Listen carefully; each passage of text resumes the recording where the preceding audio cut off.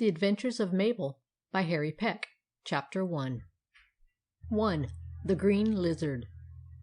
Once upon a time there was a little girl named Mabel, who lived in a cottage with her grandma, and her brother Walter, and Jane, the cook. The cottage was not very near any other houses, but was way out beyond the village and near a large wood. The wood was very big, and the trees in it were great tall trees, all covered with leaves, and having thick vines around them, so that even in the middle of the day it was shady and cool. And when the sun began to go down, it was so dark that you could hardly see. Mabel loved the big woods, because when the sun was hot she could go under the trees and play on the moss in the shade of the branches. And there was a lovely little brook there with real fishes in it. And sometimes Mabel would go in wading, and the little fishes would swim around her feet and make believe bite them. But they didn't really bite, because they were such little fishes and hadn't any teeth.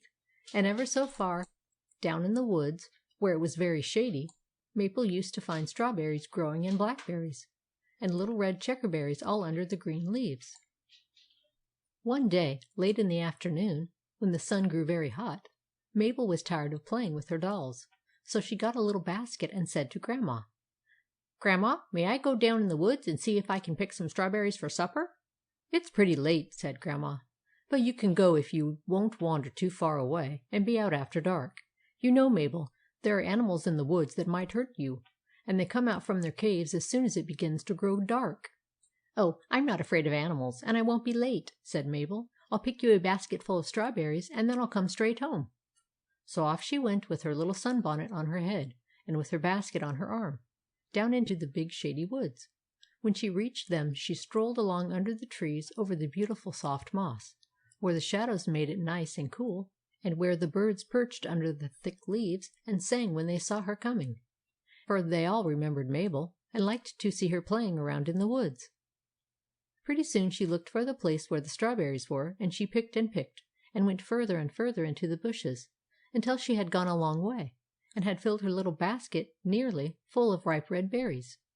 And as she picked, the sun sank down behind the hills, and the evening began to come on, and the little frogs in the brook came out of their holes and peeped.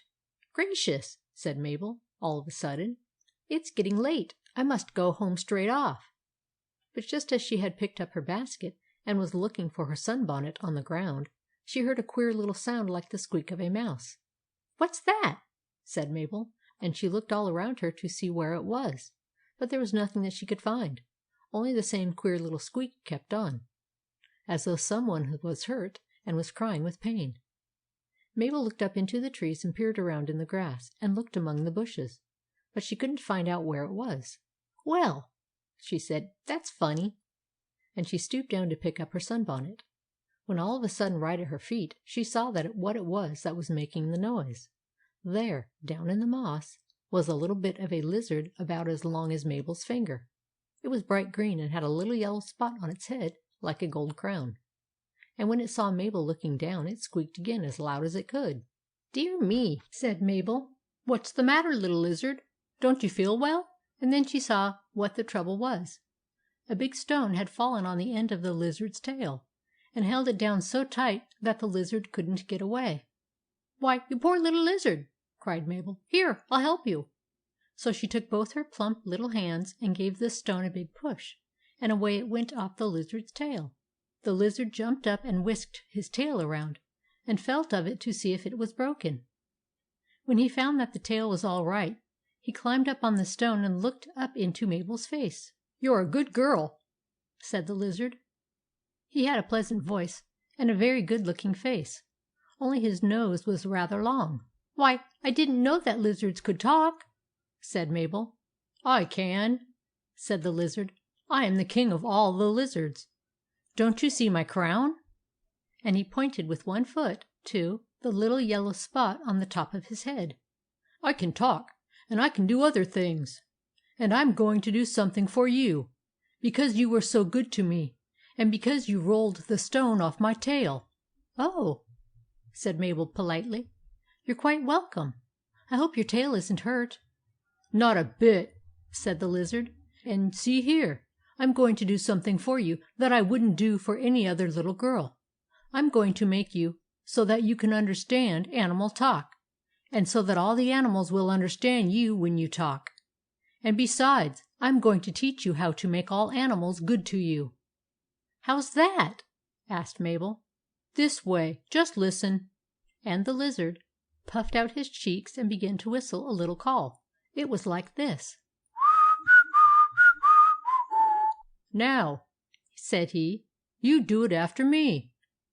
So Mabel puckered up her lips and tried to whistle the call. But she had never learned how to whistle, and so she only made a funny little wheeze that made the lizard laugh so that he nearly fell off the stone. "Try again," said the lizard, after he had got his face straight once more. So Mabel tried, again and again. She made more little wheezes, and she puffed and blew until she was nearly out of breath. And by she did make a noise that sounded something like the call. "Good!" said the lizard. "That's the way. Try some more." So Mabel tried some more, and pretty soon she could really do it quite well. "Now," said the lizard, "if you want any animal to be your friend, just whistle that way to him. That's the call of all the animals. Be careful, and don't forget it. Good evening." And before Mabel knew what he was doing, the lizard had jumped off the stone and darted down into a hole in the ground. "Well," said Mabel, "that's the funniest thing I ever heard of. A lizard talking, and teaching me to whistle. But dear me, how late it's getting! I must hurry home as fast as I can." It really was growing very late. The sun had gone away from the sky, and the woods were so dark that Mabel could hardly see where she was going. All the little birds had gone into their nests, and the butterflies were safe at home. It was very still, except for the tree toads and the frogs in the brook peeping mournfully, and every little while Mabel could hear strange rustlings in the leaves. She tried to remember the way home, but the woods looked so different now that she couldn't think which way to go. She began to be frightened, and all of a sudden, way off in the distance, she heard a long howl. "What's that?" said Mabel. "Oh, I'm so frightened." In a minute or two she heard the howl again. "Oh!" A long, wild cry. She knew it must be some animal, and she remembered what her grandma had said. Again and again she heard it, and she knew that it was coming nearer. She began to run, but the poor little thing had quite lost her way, and she was really getting further and further into the woods. It was so dark that she stumbled over the bushes and the roots of the trees, and twice she fell down. Nearer and nearer came the strange howl, and before long she could hear something moving through the bushes. She was now in an open place where it was a little lighter, and as she looked back, all of a sudden she saw a great wolf pushing through the underbrush and coming straight at her. He was twice as big as the biggest dog, and his long red tongue was hanging out of his mouth between his teeth. Mabel thought of Grandma and Walter, and how they would never know what had become of her. And then she remembered what the lizard had told her. The wolf was almost touching her, and she was frightened to death. But she made up her mind to try to whistle the call. Round she turned and looked right in the wolf's face. She could feel his breath. Her lips trembled, but she gave the whistle. "Ow!" said the great wolf, and he stopped as quick as a wink. Mabel whistled again. The wolf put his tongue in his mouth and hung his head down. Then Mabel saw that his face looked very pleasant, and she wasn't afraid any more. After all, he was just like a big dog. "Wolf," said Mabel, "I want you to be my friend." "All right," said the wolf. He had a big growling voice, and he spoke in wolf talk, but Mabel could understand what he said. "I've lost my way, Wolf," said she. "Please show me the way home. I live at Grandma's." "I know," said the wolf. "I've seen you playing around in the daytime. Put your hand on my neck and I'll show you the way." So Mabel put her hand on the wolf's neck, and they went along together. His fur was very soft and long, and Mabel rested her hand on it as she walked, for she was very tired. On they went through the woods. The wolf was not much of a talker, and Mabel could not think of anything to say, so they kept very still. At last they got to the edge of the woods. "There!" said the wolf, pointing with his big paw, and Mabel could see through the dark her home with a bright light shining from the window. "Good-bye, Wolf," said Mabel. "Thank you very much. I knew you were a good wolf and wouldn't ever hurt little girls, would you?" "No," said the wolf in a rather queer voice, and Mabel thought he looked rather sheepish, and that he hung his head rather low. "Well, good night," said she, and she put her arms round his big furry neck and gave him a hug. "Oh!" said the wolf, and he licked her hands with his rough tongue, and then trotted back into the dark woods. Mabel's grandma was standing on the veranda. She was dreadfully worried because Mabel was so late. "Mabel! Mabel!" she called as she looked out into the dark. "Yes, Grandma," said Mabel, and Grandma just rushed down the steps when she heard the little voice, and gave Mabel a whole lot of kisses, for she had been afraid that her little girl would never come back home again. After Mabel had had a fine supper in her high chair in the cozy dining room, and when Grandma had undressed her and was putting her to bed, she said, "Oh, Grandma, I left my strawberries in the woods." "Never mind, Mabel," said Grandma. "We can go together to-morrow and get them. But now I want to tell you how frightened I was to have you out so late. Don't you remember I told you there were animals in the woods? Well, this afternoon your Uncle Robert was here, and he said that only yesterday, when he was going along the path, he saw something in the bushes that looked like a wolf. Think of that!" "Oh!" said Mabel. "I don't believe a wolf would hurt a little girl, do you, Grandma?" "What, a wolf?" "Mabel, a wolf is the worst animal in the world. If you had met up with a wolf, he would have eaten you all up, every bit of you." Mabel didn't say anything, but she laughed a little to herself, and then turned over in her crib, and curled up on her soft white pillow and went fast asleep. End of Chapter 1.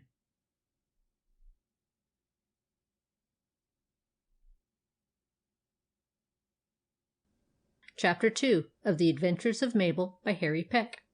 The Taming of Rex. The next morning, Mabel came down late to breakfast. She remembered what happened the day before, but it seemed to her like a dream, and she could scarcely believe that she had really seen the talking lizard and the good old wolf. But she remembered the call, and before she got out of bed, she whistled it over 2 or 3 times very softly to herself. While she was eating her bowl of oatmeal and an egg, Grandma, who had finished her own breakfast, said, "Mabel, did you hear your Uncle Robert come in last night after you had gone to bed?" "No, Grandma. Was he here?" "Yes. He spent the whole evening with me, and told me about a horse that he's bought. He's having ever so much trouble with it." "Why? What's the matter, Grandma?" "Oh, it's such a strange horse. Uncle Robert bought him yesterday because he was such a beauty, a great splendid black animal. But now they have found that no one can ride him. When anyone goes up to put on his bridle, he starts up on his hind legs and kicks and rears and then runs across the meadow. Uncle Robert thinks that he'll have to sell him again or else give him away." "Oh, that would be a pity, wouldn't it, Grandma? I do love horses so. May I go down to Uncle Robert's and see him, please?"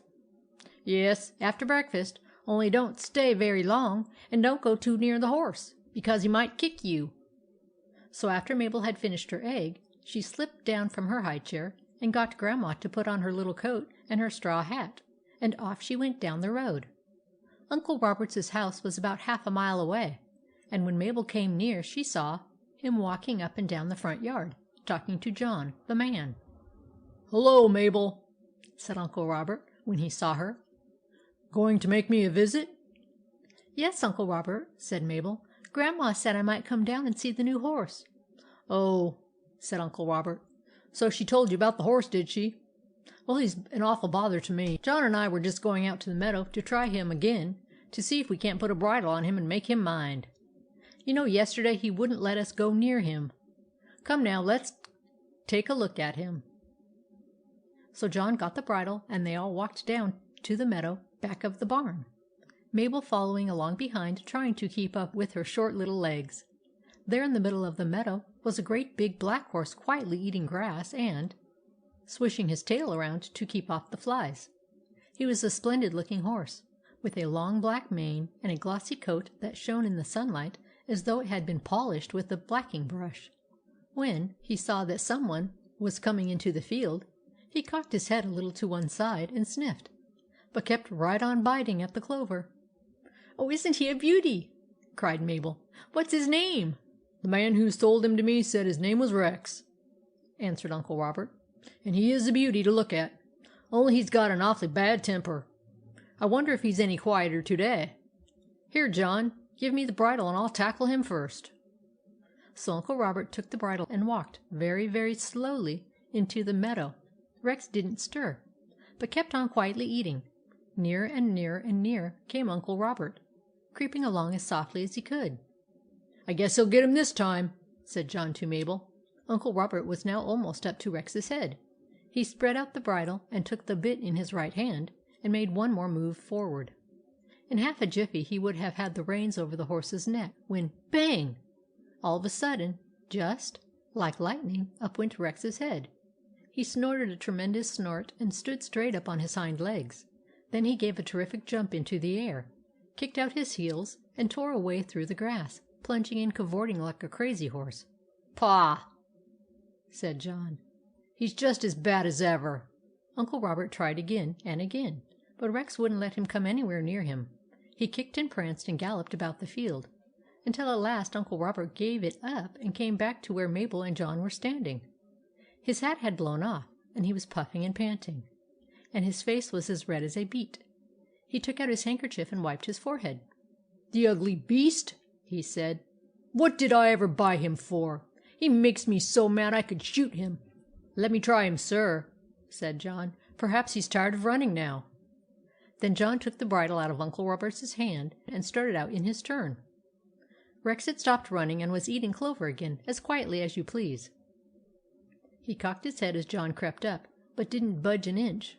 "Whoa!" said John, as quietly as he could. "Whoa, old horse, whoa!"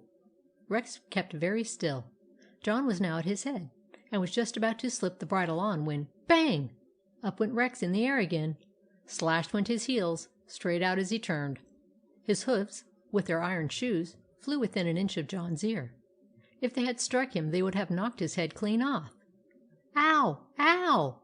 cried John, frightened half to death. "If he'd kicked me, I'd have been a dead man."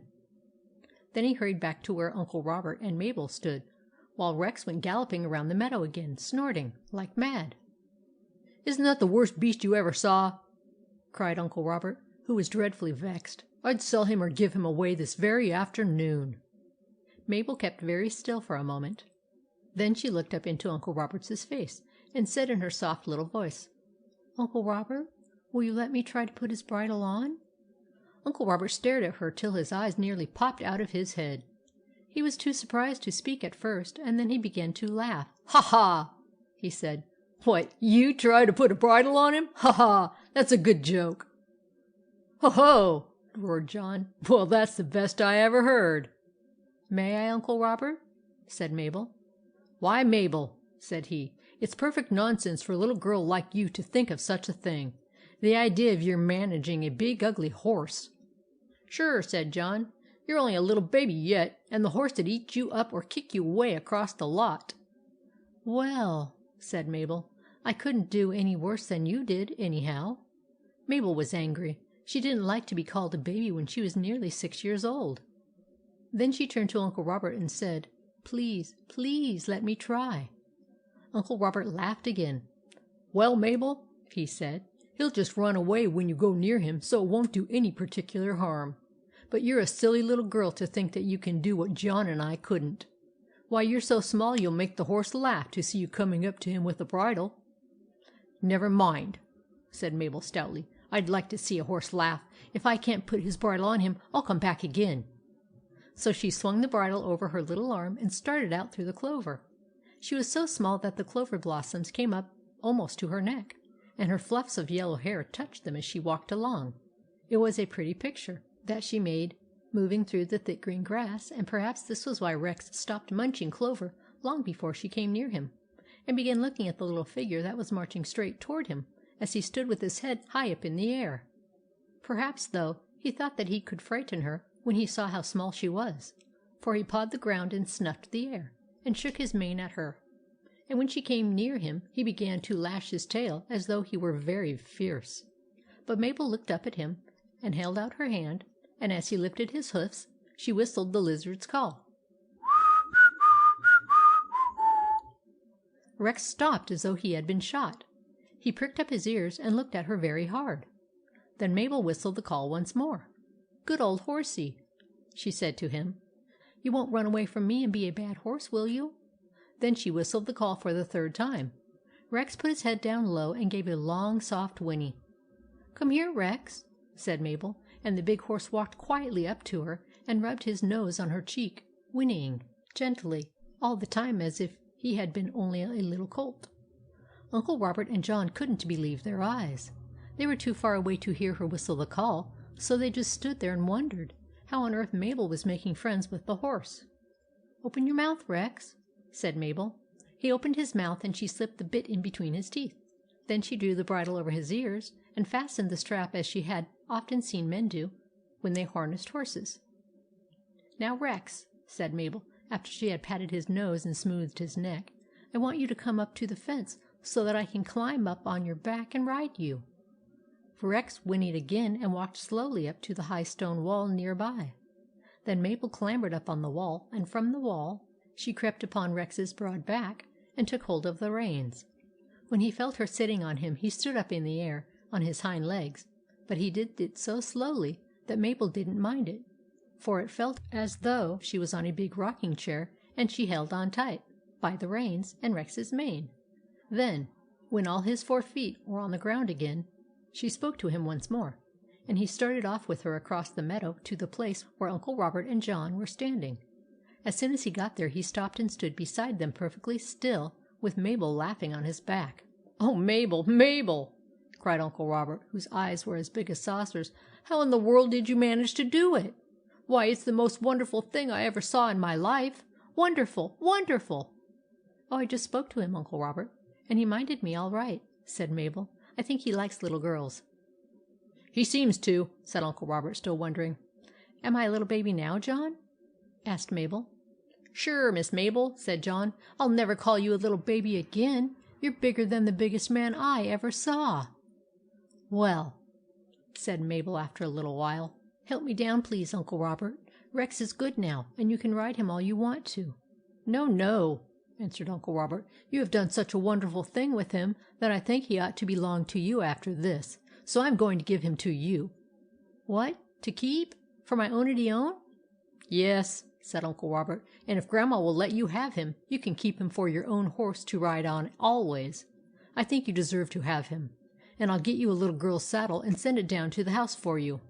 "Oh, goody!" cried Mabel, and she jumped so with joy she nearly fell off Rex's back. "Would you like to be my own horse, Rex?" Rex gave a loud whinny. "Thank you ever so much, Uncle Robert. You are awfully good. May I ride him home now this very minute to show Grandma?" "Of course," said Uncle Robert. "Only hold on tight." So Mabel spoke to Rex, and off they went, slowly cantering down the road to Grandma's. Grandma was standing in the yard watering her flower beds, when all of a sudden she heard a horse's hoofs clattering along the hard road. She turned around and looked, and then she saw a big black horse coming straight toward her in a cloud of dust. Her eyes were not very good, and at first she did not see that there was any one riding him. "Dear me," she said to herself, "that must be Robert's new horse. I wonder if he's broken loose and run away." But in a minute she noticed something like a little white bundle perched up on his back, and a second or two later she saw that it was Mabel, laughing away as she rode the great horse right through the gateway, and over the lawn till she stopped him at Grandma's side. "Mabel, Mabel!" cried out Grandma. "You on a horse's back? Why, how can you ride like that? Aren't you afraid of falling off?" "Oh, no," said Mabel. "It's lots of fun. And, Grandma, Uncle Robert has given me Rex for my own horse to keep as long as I live. And please let me have him. There's room in the barn for him, and I'll feed him every day and take good care of him. And oh, won't it be lovely?" Dear me," said Grandma, who didn't know what to make of it all. "I never heard of such a little girl riding a big horse. Why, Mabel, it's wonderful." "That's what Uncle Robert said," answered Mabel. "But you will let me, won't you?" "Why, yes," said Grandma, "but I'm so surprised I don't know what to say. Dear, dear!" By this time Mabel had ridden Rex to the barn, and climbed down off his back on the chicken coop and led him into an old stall. Then she got a rope for his halter and tied him to the manger. Her brother Walter, who didn't yet know what it all meant, helped her put straw in the stall for a bed, and got a pail of water. Then Mabel pulled a lot of grass for Rex's dinner, and got Jane to give her a plate of turnips for him and some salt. And when she heard Grandma tell a man to bring a bag of oats and some hay, she felt that at last she owned a real live horse. But she told no one about the lizard's call, for it was a secret, and she felt that perhaps the lizard wouldn't like to have her tell it. End of chapter 2.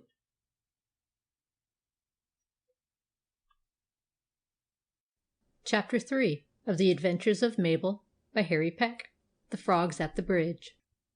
Mabel was very happy with Rex, and every day she took more and more pleasure in him. Each morning she would run out to see him before breakfast, and when he saw her coming he would neigh and stamp.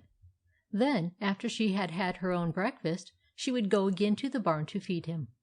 She always piled his manger full of sweet-smelling hay, and mixed his oats and his meal with her own little hands, and she fed him bundles of rich clover, and pieces of apple, and bits of fresh green cornstalks. Mabel and Rex were the best of friends.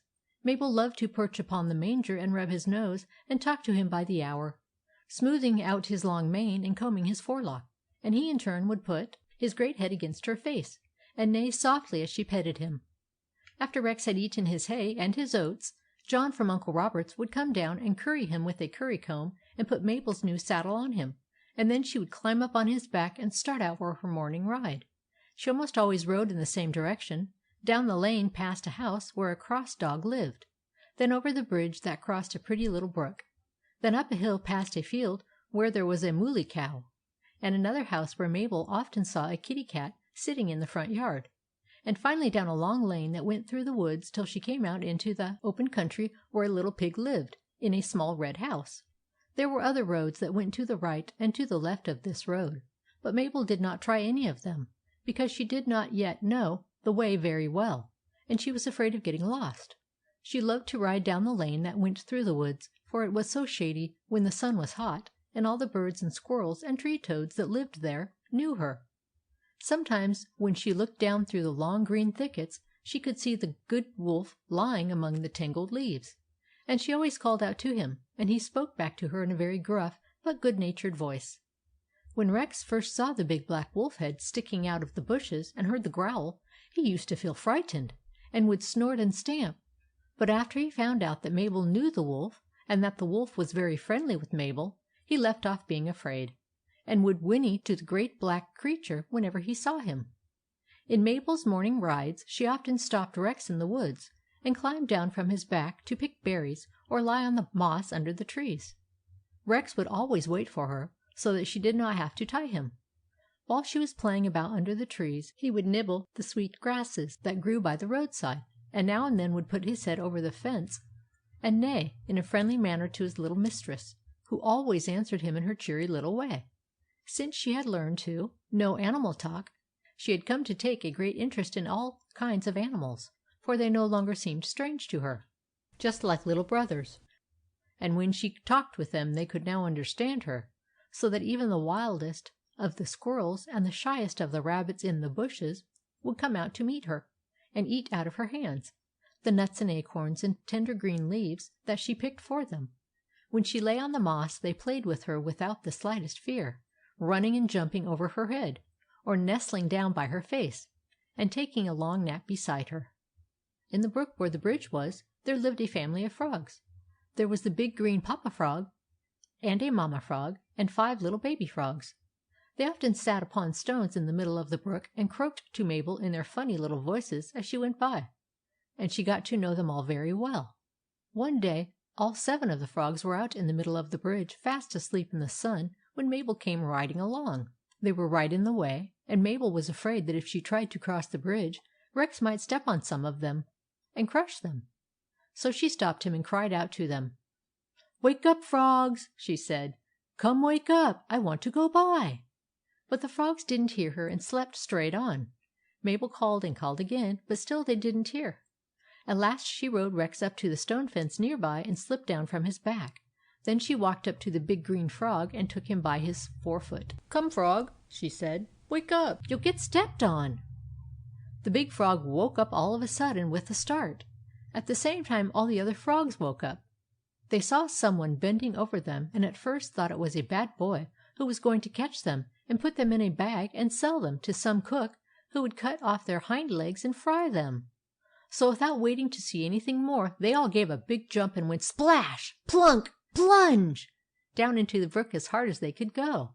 Pretty soon, however, they popped their heads out, and there they saw Mabel climbing up on her horse again.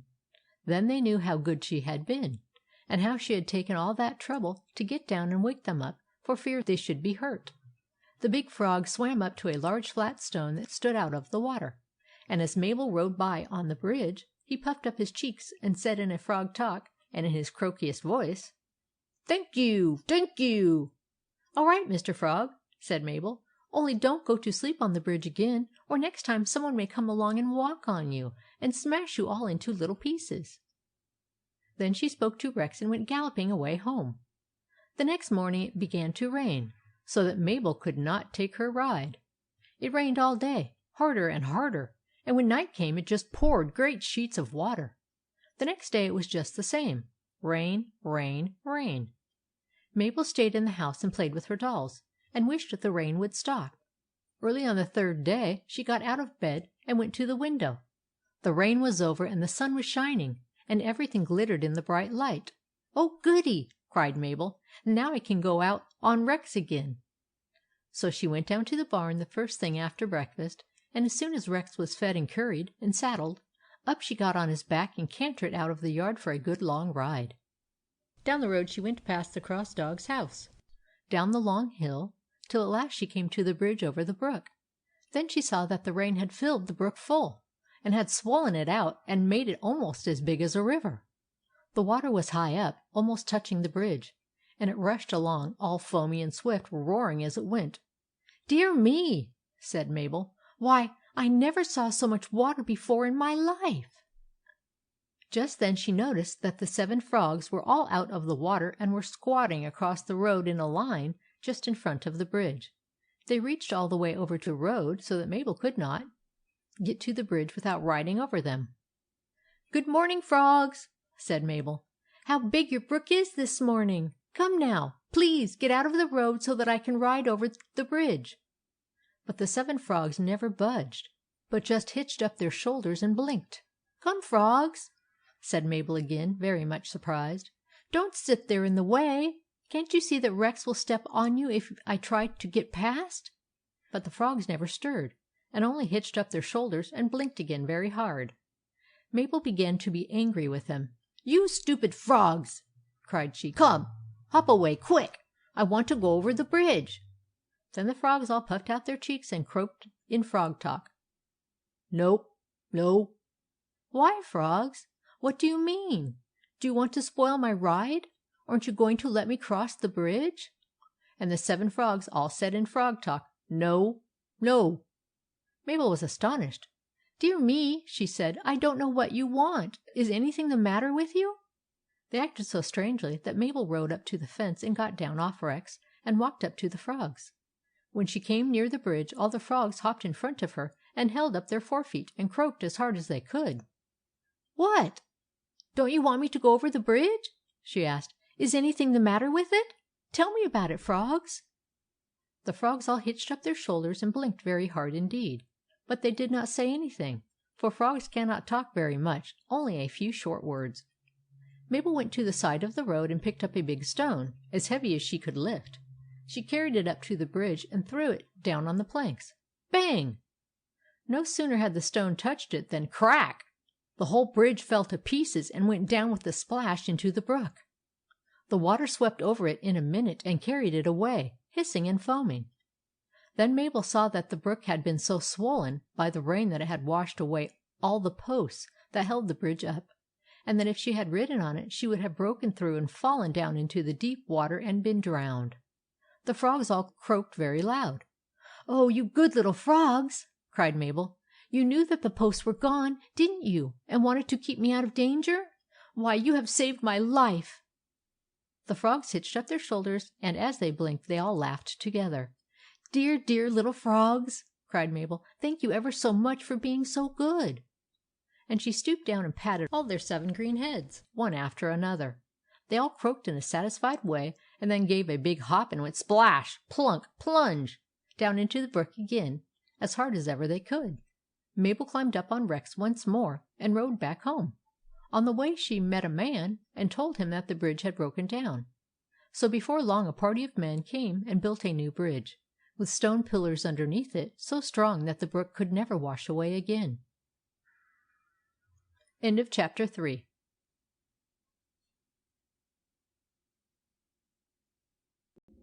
Chapter 4 of The Adventures of Mabel by Harry Peck.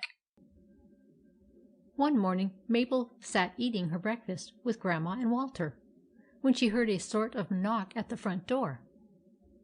"What's that?" said she. "The postman?" "Oh, no," said Grandma. "The postman always whistles. I don't think it's anything at all." But pretty soon another knock was heard, and something began to scratch on the door and whine. "Let me go and see who it is," said Mabel, and she jumped down from her high chair and ran to the door. When she opened it, what should she see but a large black dog standing on the doormat and scratching the door with one paw. He was a dog that looked as though he had been badly treated by someone and had run away.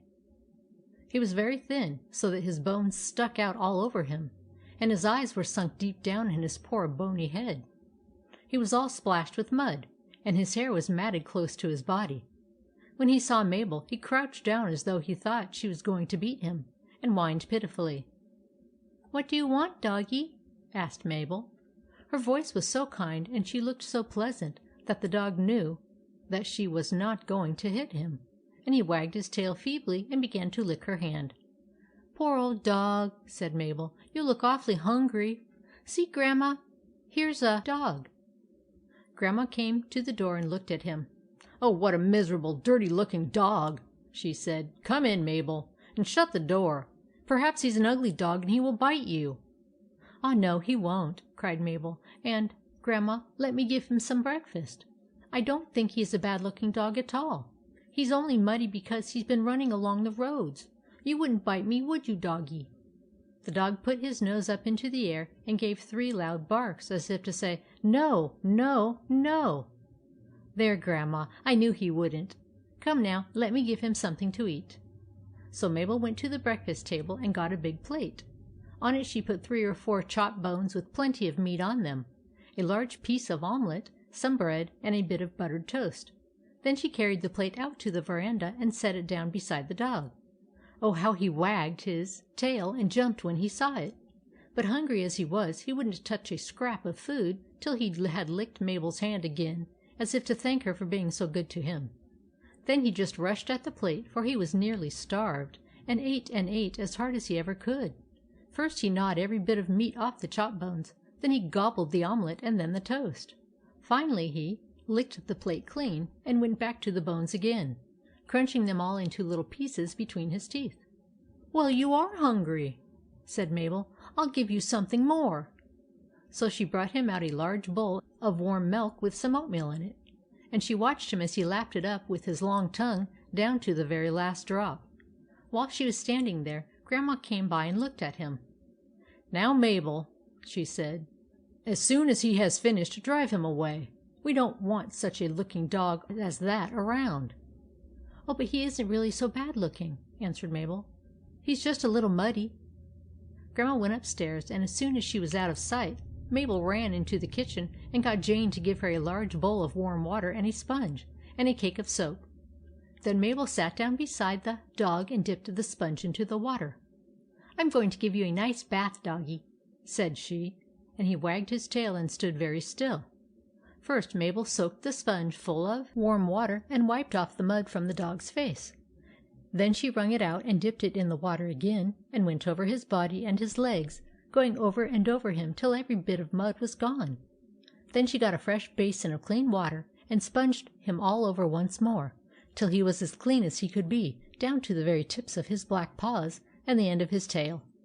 Last of all she brought a big clean towel from the kitchen and rubbed him as dry as a bone. "There, doggie," she said proudly when she had finished. He looked like a different dog. His coat was glossy and smooth and shone in the sunshine, and he felt so strong and well after his big breakfast that he no longer kept his head down, and his tail drooping on the ground. but he held them both high up in the air, and his eyes were as bright as jewels. Just then Grandma came down the front stairs and looked out. "Why, Mabel!" she cried. "Another dog? Where did he come from?" "What do you think of him, Grandma?"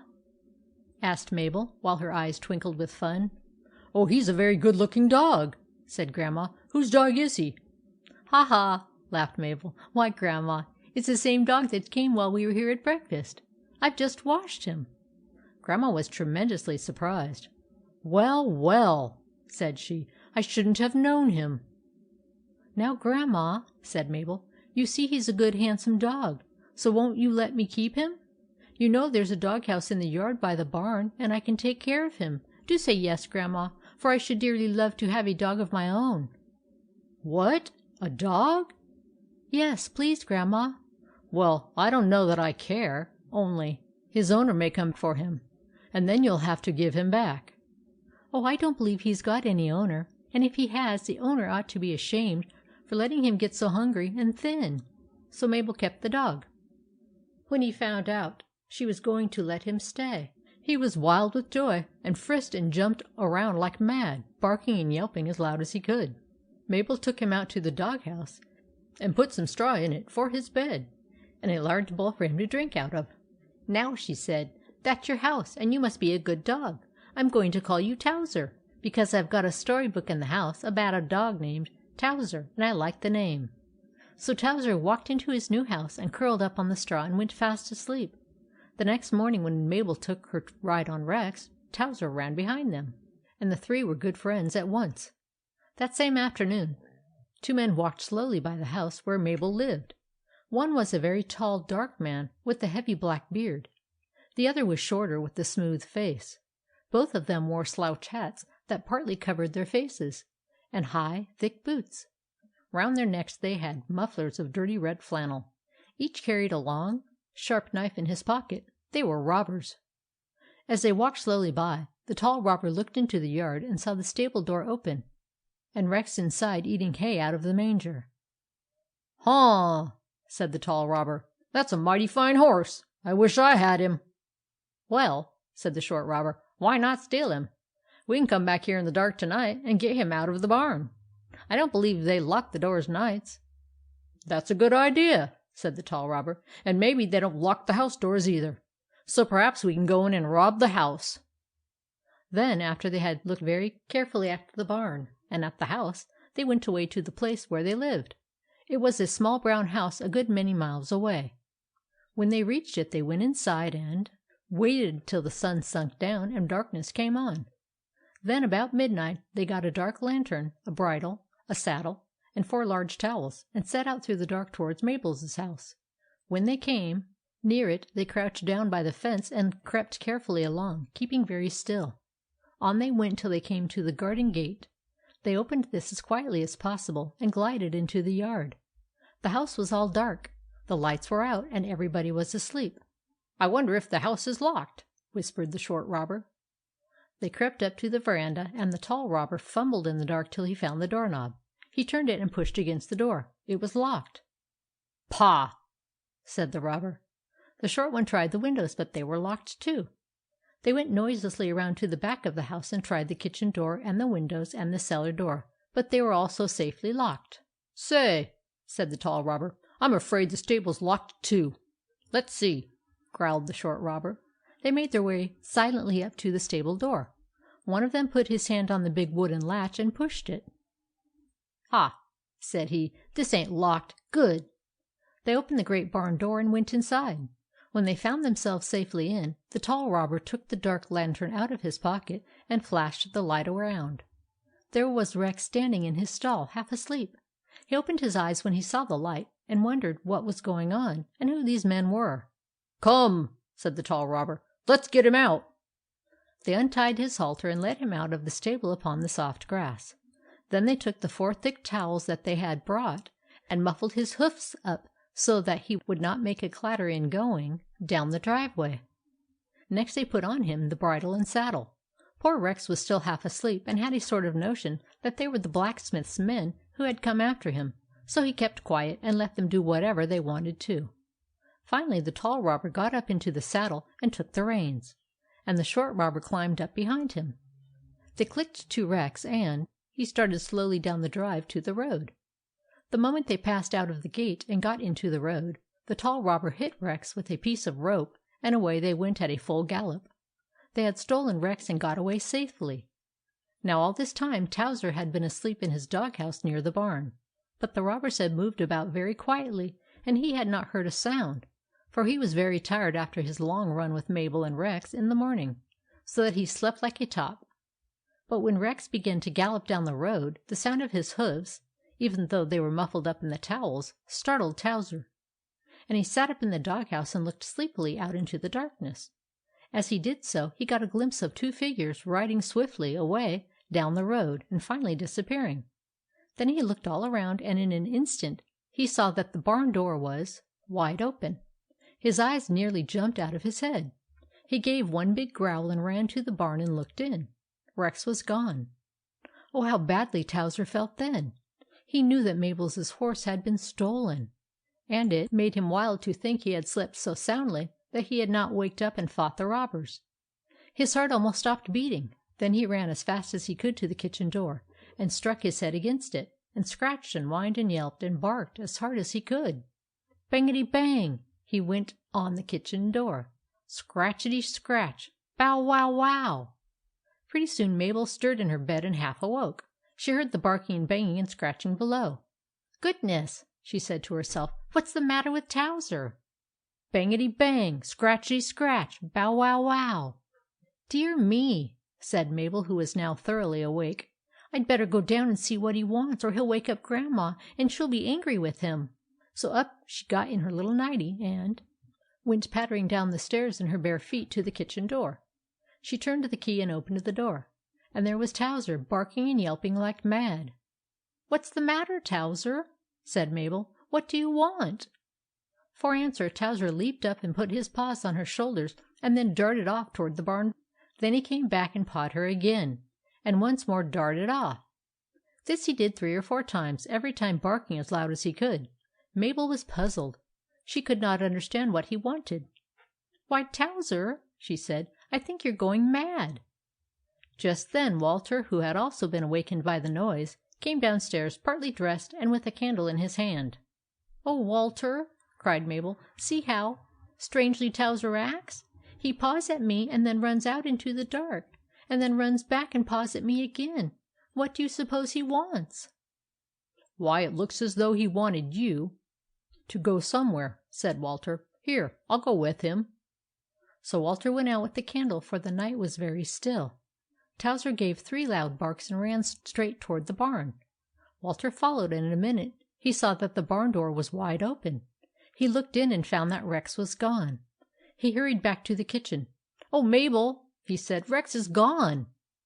Mabel did not know what to say. "I think he must have broken out," said Walter. "Perhaps you forgot to shut the barn door." "No, I didn't," said Mabel. "Well, anyhow," said Walter, "I'll go and finish dressing, and then go down to the farmer's house and see what he says." In a few minutes Walter had dressed, and with a lantern in his hand he ran down to the road to the farmer's house. He knocked at the door and waked up the farmer, who dressed himself and followed Walter back to the barn. By this time Grandma had come down and heard about what had happened. She dressed Mabel and herself, and they both came out into the yard. The farmer went into the barn and looked all around by the light of Walter's lantern. "Huh!" he said. "That horse didn't break away, because his halter's here, and it's been untied." Then he went outside again and held the lantern down to the ground. "Footprints!" he said. Then he looked at the grass and found it all trampled. "2 men have been here," he grunted. "Robbers! The horse has been stolen. You'll never see him again. Why didn't you have a lock for the barn?" Mabel burst into tears. Her dear Rex stolen! Never to see him again!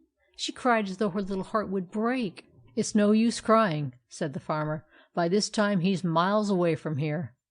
Well, well, it's a bad business, but there's nothing to do. Good night." And he gave the lantern back to Walter and walked off down the road through the darkness to his own house. Grandma carried Mabel up to bed again, tried her best to comfort her. But the little girl kept sobbing and crying and would not stop. "Oh, my poor Rex," she said. They've taken him away, and I'll never see him any more. And we had such good times together, the dear, dear thing. And now maybe they won't give him enough to eat, and perhaps they'll be bad to him." So she cried and cried all night long. Out in the darkness in the yard lay Towser, thinking about everything that had happened. He thought how good Mabel had been to him, and how she had given him a nice home. And then he remembered how he had slept too soundly and had not waked up, so that the bad robbers had stolen his little mistress's horse away. "I'm no good at all," he said to himself.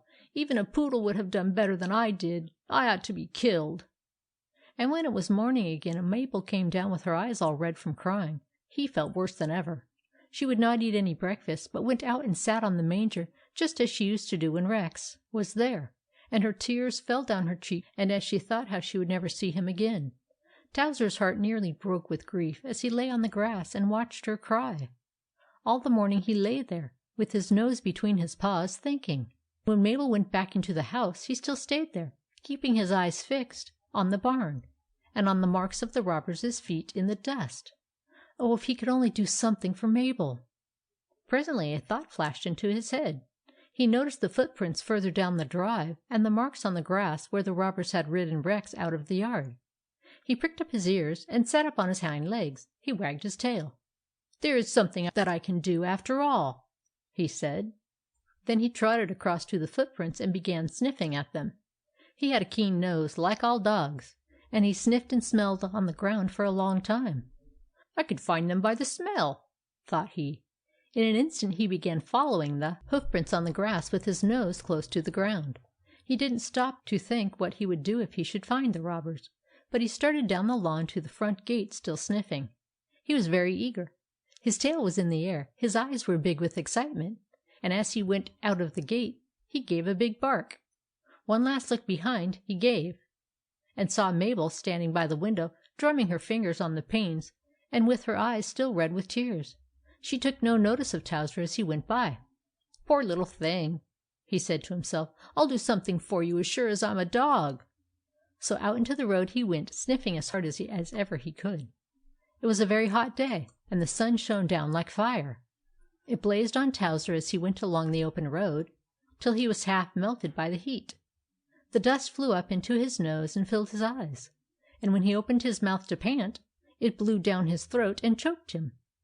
People looked at him curiously as he went nosing his way along, and one bad boy threw a big stone at him and hit him in the hind leg so that it made him limp at every step. But he kept right on following the trail of Rex. Sometimes he lost it for a few minutes, but he always found it again and went on, past the house where the cross dog lived, over the bridge where the frogs sat on the stones in their brook, by the Mooly Cow's house and the Kitty Cat's house, through the dark woods where the Good Wolf hunted, beyond the Little Pig's red house, on, all the afternoon. Late in the day, just as the sun was setting, the hoof tracks turned aside from the road and seemed to go into a yard. Towser stopped and looked up. It was a great yard with a high stone fence around it, and an iron gate which was half open. Towser peered in, and saw a dark, gloomy-looking house, with its blinds closed tight and great bars on the door. Rusty red stains were streaked across the steps. Towser's heart stopped beating. He knew that this must be the robbers' home. He peeped in between the stone gate posts and wondered where Rex was, but he did not dare to go in for fear the robbers would kill him. Pretty soon, however, he crept around the outside of the fence, crouching on the grass, until he had gone all the way around to the back of the house, still hidden by the fence. Then he lay down quite worn out. He wanted to look over the fence to see what there was in the back yard, but he was afraid that the robbers might be there. Before long, however, he could not hold himself in any more, so he stood up on his hind legs and put his forepaws on the top of the fence and peeked very cautiously into the yard. Then his heart gave a great jump, for there under a tall apple tree stood Rex. The big black horse was tied fast to the limb of the tree by a thick rope, and he looked very sad. Towser was so delighted to see him that he forgot all about the danger and gave a tremendous bark. Rex turned his head as quick as a flash, and there was Towser's face looking at him over the top of the wall. Rex gave a great jump of joy and lashed his tail and whinnied loudly. Just then the tall robber hurried out of the house. He had a red shirt on, and a broad leather belt with a big knife stuck in it. He looked very ugly, for he was scowling horribly. "What's all this noise?" he snarled as he went up to Rex. "Stop it, I say!" And he struck Rex with his hand, slap, right across the nose. "I heard a dog, too," said the tall robber, and he began to look all around the yard. Towser crouched flat on the ground behind the wall, and kept as still as a mouse. "Ha!" said the tall robber. "I'm sure I heard a dog." But after looking all about he could not see Towser, so at last he went back into the house and shut the door with a bang. Towser had been frightened half to death, so he still lay very quiet behind the wall. By this time it was evening, and it was growing darker and darker all the while. But Towser made up his mind not to do anything more till the robbers had gone to bed. He was so tired that he wanted to take a nap in the grass, but he felt that it would not be safe, so he just lay there and listened and waited. About 9 o'clock the short robber came out and walked around the yard. He was not so bad as the tall robber, and before he went in Towser heard him giving Rex a pail of water to drink. The robbers locked up their houses soon after, but there was a light in the upper windows, and Towser could see them inside walking back and forth. About midnight, however, the light went out, and then he knew that they had gone to bed. He sat up on his hind legs. "Now is the time," said he, and with one big bound he jumped right over the wall into the robbers' backyard. The moon began to come out from behind a cloud, and he saw Rex, and Rex saw him. Neither made a sound, however, for fear the robbers should hear them, but they rubbed their noses together for a moment, and laughed softly to themselves. Towser put up his mouth and began to feel of the rope by which Rex was tied to the tree. It was a very thick, strong rope, and it did not seem as though it could ever be broken in any way. But Towser put his forepaws up against the slanting trunk of the tree to brace himself, and took the rope in his teeth and began to gnaw it as hard as he could. He bit and twisted and chewed and gnashed and pulled and snapped. His long sharp teeth sank down into the rope, and began at last to cut it a little bit. Finally one of the small strands of the rope gave way. Towser almost barked with joy, but he checked himself just in time, and went on biting and gnawing harder than ever. Little by little the rope began to part. First one strand and then another was bitten through, until only about a quarter of the thickness was left. Then, all of a sudden, Rex, who had kept very still, gave a great pull with all his might, and the rope snapped like a paper string. Rex was free. He shook his mane and pawed the ground. He was free! Towser, too, jumped about him, while his heart beat fast with joy. He had done something for Mabel at last. A moment later, after he picked the bits of rope out of his teeth with his claws, he beckoned to Rex to follow, and they both went very softly out of the robbers' yard, walking on the grass so as not to make a noise. But the moment they were out in the road, Towser waved his tail and gave a terrific bark, and plunged away toward home as fast as he could go, with Rex galloping after him like mad. It was nearly morning, and the sky was beginning to grow pink all around the edges.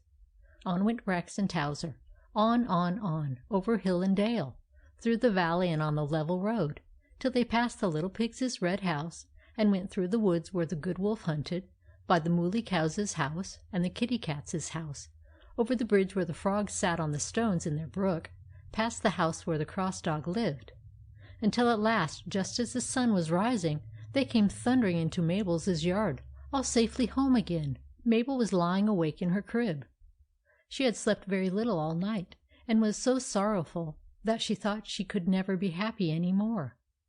All of a sudden she heard a tremendous clattering of hoofs in the yard right under her window. "Why, what's that?" she said. She got up slowly and went to the window and looked out. Rex! She gave a scream so loud that everyone in the house heard it. Then she made one big rush for the stairs, slid down the banisters like a flash of lightning, and flew out into the yard in her bare feet, and with nothing on but her nightie. "Oh, Rex! Rex! Rex!" she cried, and threw her little arms around his neck. He whinnied as loud as he could, and put his nose against her cheek, and she petted him and cooed over him as though she would never stop. By this time Grandma and Walter and Jane, the cook, had all come down, and were looking on in astonishment.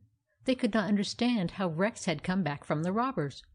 Poor Towser lay on the grass with his tongue out of his mouth, and his coat covered with dust, but no one noticed him at all or cared anything about him. He was tired and hungry and lame, and he was the one who had found Rex and brought him back from the robbers. So he hoped that Mabel would speak at least one word to him. But he saw that she wasn't thinking of him at all, and as he looked up wistfully at her, 2 big tears came into his eyes. Just then the farmer came by on his way to milk the cows. When he saw Rex standing in the yard, he walked in. "Well, well, well," he said, "if there ain't your horse back again! How did you get him?" "He came back himself," said Mabel. "I don't know how he did it." The farmer saw the rope hanging to Rex's neck. "Must have broke his rope," said he. "Here, let's look. Why, this rope ain't broken, it's bit. Looks as though a dog had gnawed it. Mighty curious thing." At that moment he noticed Towser lying beside the driveway, and all covered with dust. "Hello, there's that dog of yours. Looks as though he'd been on a journey. Suppose he could have done it?" Everybody turned and looked at Towser. "Why, he was away all yesterday afternoon," said Walter, "and he didn't come back all night." Mabel ran up to Towser. "Tell me, Towser," she said, "did you go and get Rex back?" Towser stood up and wagged his tail and gave a great bark. "Did he, Rex?" said Mabel. Rex nodded his head yes, and gave a loud whinny. "Oh, you dear dog!" cried Mabel, as she ran and threw her arms around his neck with a big hug that nearly choked him. "You good, good dog! And I never noticed you!" Towser was so glad that he didn't know what to say. He just rolled on the grass and then jumped up and down and put his paws on Mabel's shoulders and licked her face. Pretty soon Jane brought out a big platter of meat and a bowl of milk for him, and he ate and ate as though he had never eaten anything before. "Eat away," said Mabel. "After this I am going to love you as much as I do Rex, and you shall always have everything you want." That same day Grandma sent for a man who came and put a great iron padlock on the barn door, and every evening after that Mabel and Walter locked it up so tight so that no robbers could get in again to steal. End of chapter 4.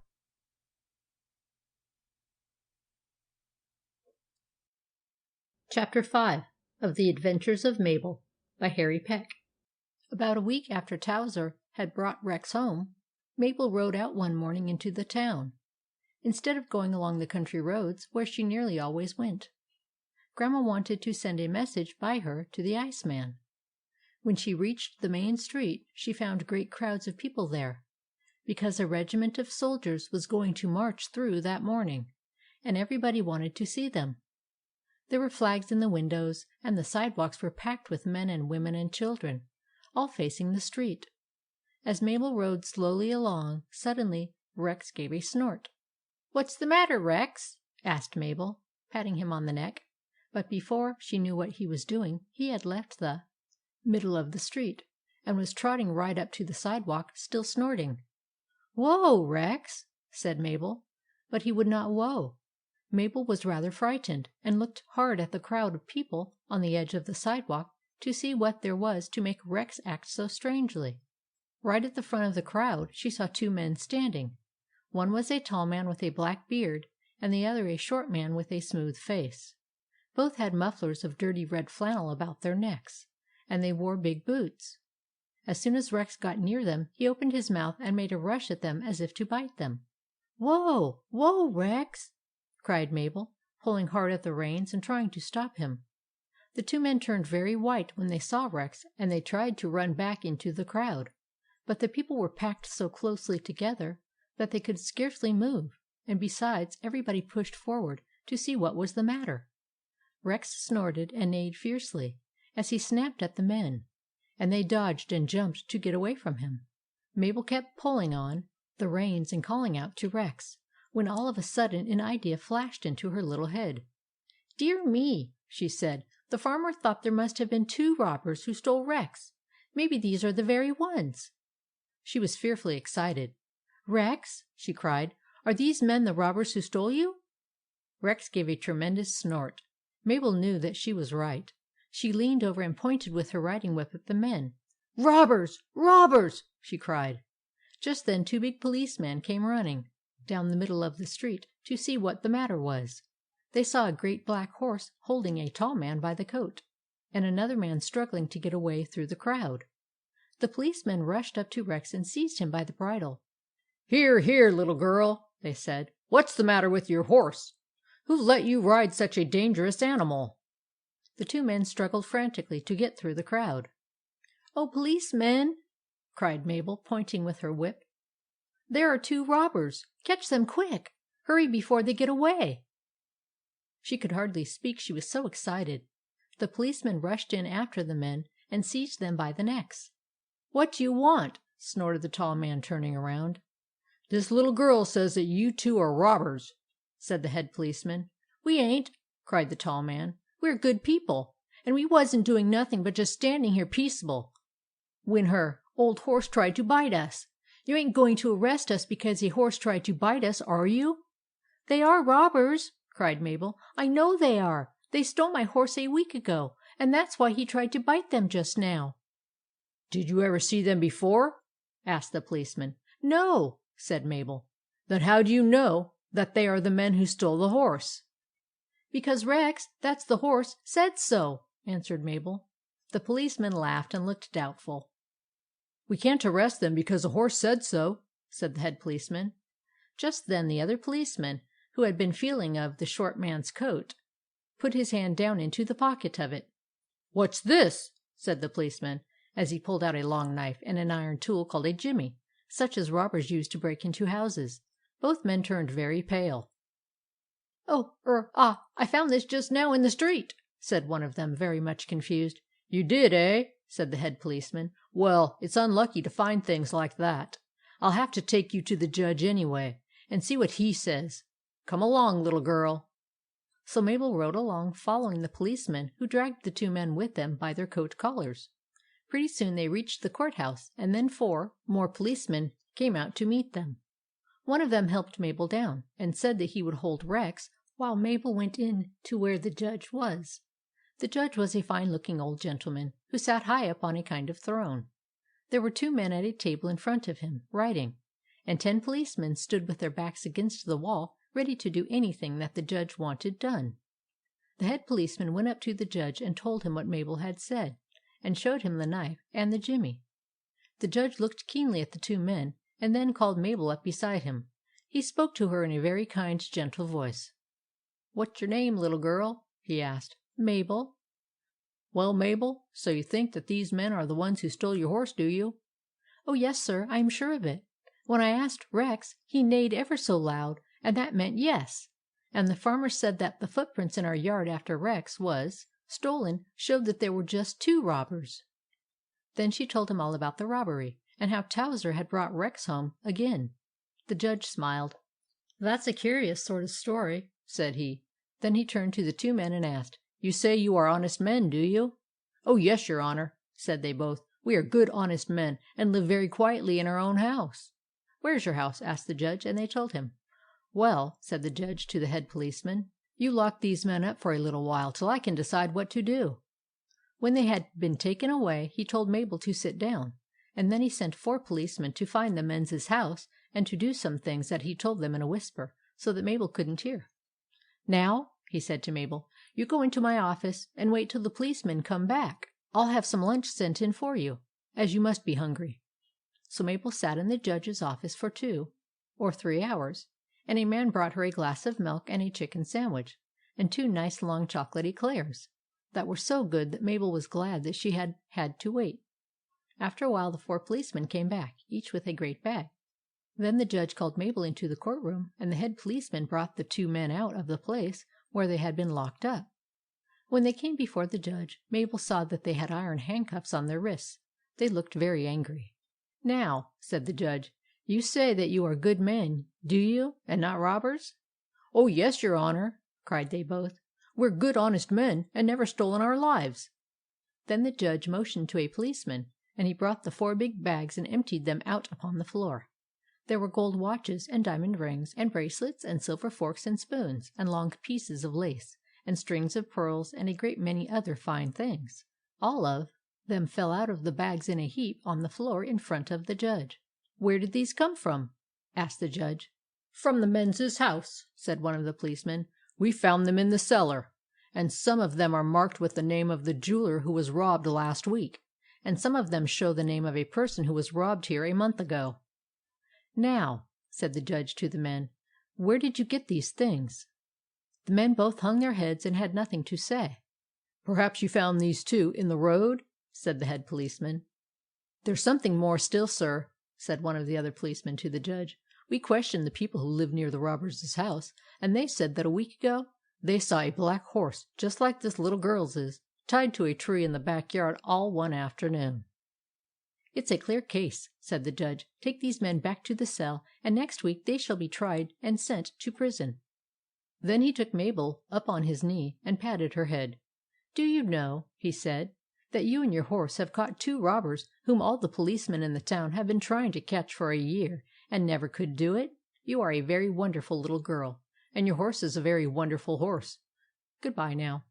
Then he put her down, and the 4 policemen went ahead of her to the door, while the 10 policemen all marched after her. They put her on Rex's back, and as she rode off she waved her whip to them, and all 14 of them stood in line and saluted her with their clubs. End of chapter 5.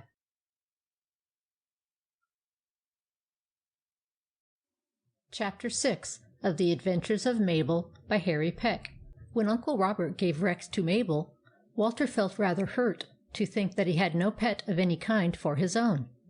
And after Towser came he grew more and more unhappy. He was a whole year older than Mabel, and he was a boy too, and it seemed hard that she should have 2 animals and he none. He used to complain about it to Grandma, and she told him that perhaps he could have a pony when he grew older. But this did not satisfy him, and sometimes he was very sulky about it. One day, when both Mabel and Grandma were out, he said to himself that he would have a ride on Rex, because it wasn't fair that Mabel should have the horse all to herself. He led Rex out of the barn, and managed to get the bridle on him, and to climb up on his back. But the next minute Rex made a rush across the yard, and the clothesline caught Walter under the arms and pulled him off, and gave him a bad fall on the ground. When Grandma came home, she found Rex eating grass on the lawn, and Walter crying on the kitchen steps, with his legs and arms all black and blue. After that he didn't want to try riding Rex any more, but he made up his mind that he would like some kind of a pet that he would be better able to manage. At last, when his birthday came, he went down to see Uncle Robert, who always gave him a birthday present. This time Walter decided to ask for what he wanted. He found Uncle Robert sitting on a steamer chair under the big oak tree on the lawn smoking. "Good morning, Uncle Robert," said Walter. "It's my birthday today." "So it is," said Uncle Robert. "You're getting on in life, aren't you? What do you think you would like for a present?" "Well," said Walter, hesitating a little, "I've been thinking it over, and I've made up my mind that I should like a goat." "A goat?" cried Uncle Robert. "Well, well, what do you want a goat for?" "Oh," said Walter, "a goat would be just splendid. I could play with him just as Mabel does with Rex, and I could harness him up to a goat wagon and make him carry me all around. It would be lots of fun. Do give me a goat, won't you, Uncle Robert?" "Ha, ha!" laughed Uncle Robert. "Why, I've got a goat on the place now that you can have if you really want him. But I fancy he's a pretty frisky sort of a goat. Do you think that you can manage him?" "Oh, yes," cried Walter. "Just give him to me and see. Please, Uncle Robert?" "Well, come on," said Uncle Robert. "I'll let you have a look at him. He's out back of the stable." So they walked around to find him, Walter getting greatly excited. Sure enough, there he was, a large black goat with a long beard and 2 horns that curved back over his head like crullers. He was fastened by a rope to a big post, and was eating the advertisements out of a newspaper. When he saw Uncle Robert and Walter coming, he cocked his eye at them, but said nothing. "Oh," cried Walter, "isn't he a splendid big goat? Just the kind I wanted. I'll make him drag me all over everywhere." The goat smiled. "Yes," said Walter, "I think he's even big enough for me to ride on his back the way Mabel does on Rex." The goat bit a large Sapulo advertisement out of the newspaper, and laughed very softly all to himself. "So, you like his looks, do you, Walter?" said Uncle Robert. "Well, then, he's your goat. That is, of course, if your grandma says that you can keep him. I'll let you take him home with you now, and you can ask her about it." So Uncle Robert unfastened the rope from the post and gave the end of it to Walter. He took it and thanked Uncle Robert many times. He was proud to think that he owned a live goat, and he thought to himself what good times he was going to have with him. "Come on, goat," said he. "You're going to your new home now. Come on." The goat followed along very quietly, with a rope around his neck. Walter went out into the road and started off towards home, with the goat following along meekly behind him. Walter felt very large and like a man to think that the goat was all his own. He held his head up very high, and walked along as happy as a king. When they got down the road a little way, the goat suddenly put down his head and made a rush. Whack! Plunk! He butted Walter right in the middle of the back, and knocked him off his feet, flat in the dusty road. "Oh! Oh!" cried Walter. "I'm killed!" He was not really hurt, but his clothes were all dust, and his face was dirty. When he got up again, the goat was standing quietly by the side of the road, eating a large burdock leaf. He looked very thoughtful. "I think it must have been an accident," said Walter doubtfully. "Perhaps I was walking too slowly, and so he ran up against me." He picked up the rope again, and called to the goat to come on. The goat took another bite of the burdock leaf, and started along once more very meekly.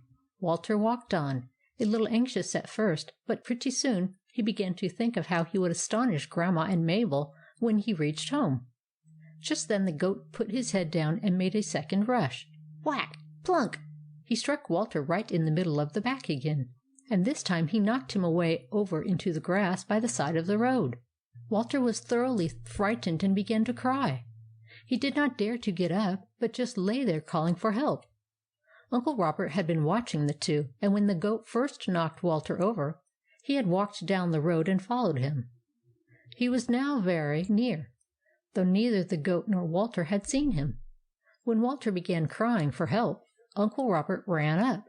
He took the rope, and with the thick end of it, he gave the goat a good whipping. The goat bleated with fright and pain. "There, take that, you brute!" cried Uncle Robert, as he gave the goat a last blow across the back. "If you play any more of your tricks, I'll tie you up and whip you with the carriage whip." Then he picked up Walter and comforted him.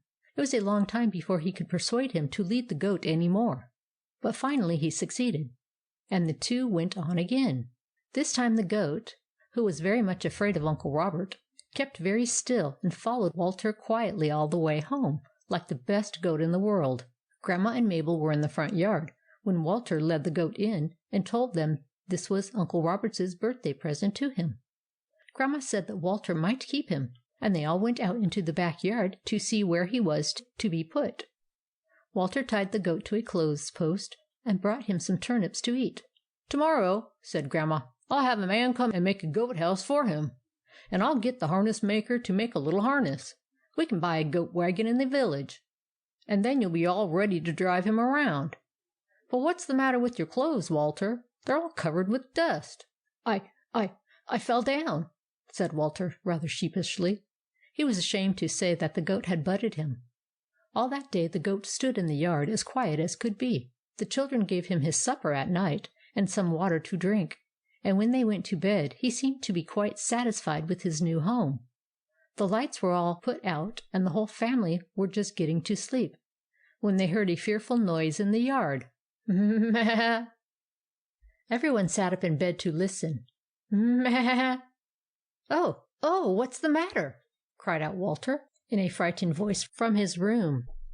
"I think it's the goat," said Grandma. "You'd better put on your clothes and go out and see." Walter slipped on his trousers and ran down into the yard. Just as he went out of the door, the noise was heard a third time. "Meh!" It was the goat. "What's the matter?" asked Walter, when he reached the place where the goat was tied. "Are you feeling sick?" The goat said nothing. He looked as calm as could be as he stood there in the moonlight. There was nothing the matter with him. "Don't do that again," said Walter. "You'll keep us all awake." The goat said nothing. Walter went back into the house and got back into bed. Just as he was getting asleep again, the goat began once more. "Meh!" This time he roared it in a deep voice, like a great horn, and in a few minutes he repeated it. "This is fearful," said Grandma. "Walter, go out again and see if you can't stop him." So Walter went out a second time and talked with the goat, who kept very still till Walter was gone, and then he began again. All night long he bleated and bellowed, and neither Grandma nor Mabel nor Walter got any sleep at all. In the morning they all went out again and argued with the goat. and scolded him till he looked as though he was ashamed. And then Walter gave him some breakfast. "Perhaps he was hungry," said Walter. "To-night I'll leave him some food to eat when I go to bed." All that day the goat kept very still. The harness was not yet ready for him, so Walter could not make any use of him, but just amused himself watching the goat eat and drink. At night he left a pile of chopped up vegetables by the side of the clothes-post, and everyone went to bed feeling sure that the goat would be quiet and not disturb them. But as soon as the lights were out, he began his noise again, bleating and bellowing just as before. At last Grandma got up and dressed herself, and she and Walter went out and unfastened the goat and led him down to the orchard, further away from the house, and fastened him to a peg in the ground. After that he kept bleating, but they didn't mind it so much because it didn't seem so loud. The next morning the harness maker brought the harness, and the goat wagon also came. Walter was greatly excited. "Now then," he said, "I'm going to have some fun." He led the goat into the yard and put his harness on. First he put the bridle on the goat's head. Then he fastened on the straps around the goat's body. And finally he hitched the traces to the wagon. He took the whip in his hands and got up on the wagon seat and picked up the reins. "Hurrah!" he cried. "This is better than a horse. Just see me drive." Then he said to the goat, "Get up!" But the goat didn't stir. He just waited and stood perfectly still. "Get up!" said Walter again. The goat never budged. Then Walter grew very angry and lifted his whip and struck the goat over the back as hard as he could. "Get up!" he cried. Like lightning, the goat gave a great jump.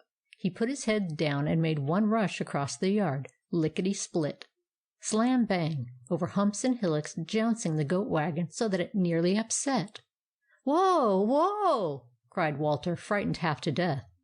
But the goat kept on whirling around and tearing back again the same way he had come, jumpety-jump, till all of a sudden the wagon struck the clothes-post and split in two. One wheel went one way, and another. The seat flew up, and Walter was thrown like a cannonball across the yard, striking on his face. The harness broke, and the goat was set free. But he still kept dashing about till he had rushed through Grandma's flower beds and trampled all her flowers down under his hoofs. Then he stopped and gave a tremendous bleat. "Ma!" Grandma ran and picked up Walter. His clothing was torn and covered with dust, and his face was cut open so that the blood streamed down his cheeks and smeared them all over red. He screamed with fright and pain. Grandma took him in her arms and carried him into the house. She washed his face and put on a big piece of court plaster, changed his coat, and then got him to lie down on the sofa. Then she went out and took the goat back into the orchard, and tied him once more to the peg in the ground. Coming back to the house, she put on her bonnet. "I'm going down to Uncle Roberts's," she said to Mabel, "to ask him to come and take the goat back again. I never saw such a dreadful animal. We haven't had a moment's peace since he came." Mabel was very serious. "Very well, Grandma," she said, "but the goat will never be bad again." "What do you mean, Mabel?" asked Grandma. "I'm going to talk to him while you are away," said Mabel, "and I promise that when you come back he will be a good goat." "Nonsense, Mabel," said Grandma sharply. "What good is it talking to a goat, and such a goat?" "Never mind, Grandma," said Mabel. "You wait and see." As soon as Grandma was out of sight, Mabel went down into the orchard. There was the goat tied to the peg. When he saw her coming, he cocked one eye impudently and laughed. "Ha-ha!" he said. He was very proud of what he had done.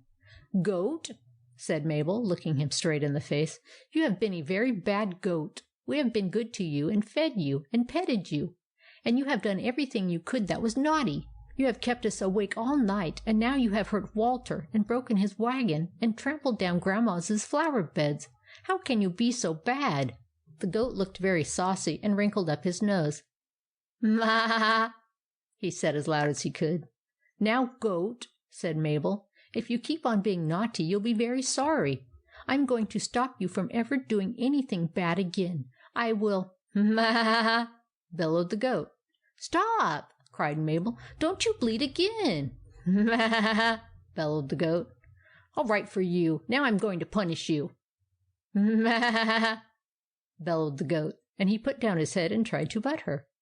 Mabel didn't say another word, but ran back to the house and put on her sunbonnet. Then she went straight down to the woods. When she got there, she looked all around and whistled the lizard's call as loud as she could. The first time she whistled, she got no answer. But when she whistled the second time, she heard a big, deep growl away off in the distance, and pretty soon footsteps pattering among the dried leaves on the ground. Then a great black head was thrust out of the bushes, and the good wolf came trotting up to her. "Do you want me?" growled he in his deep, rough voice. "Yes, I want you right away," said Mabel. "I want you to come with me to my house. No one will see you except a bad goat, and I want you to help me punish him." "Can I eat him up?" asked the wolf eagerly, beginning to lick his chops. "No," said Mabel, "not unless I tell you to. I want you to hide in the currant bushes, and when I whistle, run out and pretend you're going to eat him up. Look as fierce as you can, but don't really touch him unless I say so." "All right," growled the wolf, "but I'd rather eat him anyway." So the wolf went along with Mabel to the house and followed her down near the orchard, where he hid in the currant bushes. Then Mabel walked up to the goat again. "Goat," she said, shaking her little finger at him, "this is the last time I'm going to ask you to be good. If you don't mind, I'll make you so sorry that you'll never forget it as long as you live." "Ma!" bellowed the goat, and tried to butt her with his horns. Mabel gave a loud whistle. In half a second, out from the currant bushes rushed the great black wolf, his hair bristling up all over his body, his eyes blazing like coals of fire, his big mouth wide open, and his long white teeth gleaming. He made a plunge toward the goat. The goat gave one look and then began to scream with terror. His eyes nearly popped out of his head, and the end of his nose turned as white as a sheet. "Stop, wolf!" cried Mabel, raising her hand. The wolf stopped. His jaws were close to the goat's face, and he gave a roar that made the goat's blood run cold. "Now, goat," said Mabel, "perhaps you will believe me next time. Here is a wolf who will eat you up in a minute if I tell him to. Do you want to be eaten?" "No!" screamed the goat. "Then you've got to promise me to be a good goat hereafter. Are you sorry for being so naughty?" "Yes!" bleated the goat. He was shaking like a leaf. "Will you promise to let Walter ride you and drive you whenever he wants to?" "Yes!" bleated the goat. "Will you promise never to make a sound in the night?" "Yes!" bleated the goat. Then he knelt down and put his head between Mabel's feet and shivered. "Well, wolf," said Mabel, "you hear what the goat has promised. Now if he breaks his promise, I will send for you again, and the next time you can eat him up every bit." The wolf gave a terrible growl that made the goat nearly jump out of his skin. "All right," said the wolf. "Goodbye now," said Mabel. And the wolf turned around and went slowly off through the fields into the woods. When he had gone, the goat looked up and bleated pitifully to Mabel. Just at that moment, Grandma came in at the front yard. Mabel called her. "Uncle Robert wasn't home," said Grandma, "so we'll have to wait till tomorrow." "Never mind, Grandma," said Mabel. "You know I told you that the goat would never be bad again. Well, he won't. Just see." Then Mabel untied the goat and got up on his back. "Trot," she said to the goat. He trotted quietly around the meadow and came back again to where Grandma was standing. Dear me," said Grandma. "Why, he seems like another goat." "Now follow us quietly to the house," said Mabel. The goat followed them. They called Walter down and told him to get on the goat's back. For a long time he was afraid to do so, but finally he tried it and let the goat trot around with him. When he told the goat to stop, he stopped, and he minded every word that Walter said to him. "Now," said Mabel, "you get the goat wagon and the harness mended, and you'll never have any trouble with the goat again as long as he lives." "Well, this is wonderful," said Grandma. "What on earth did you do to him while I was away to make him so good?" "Oh," said Mabel, smiling a little to herself, "I just talked to him." End of chapter 6.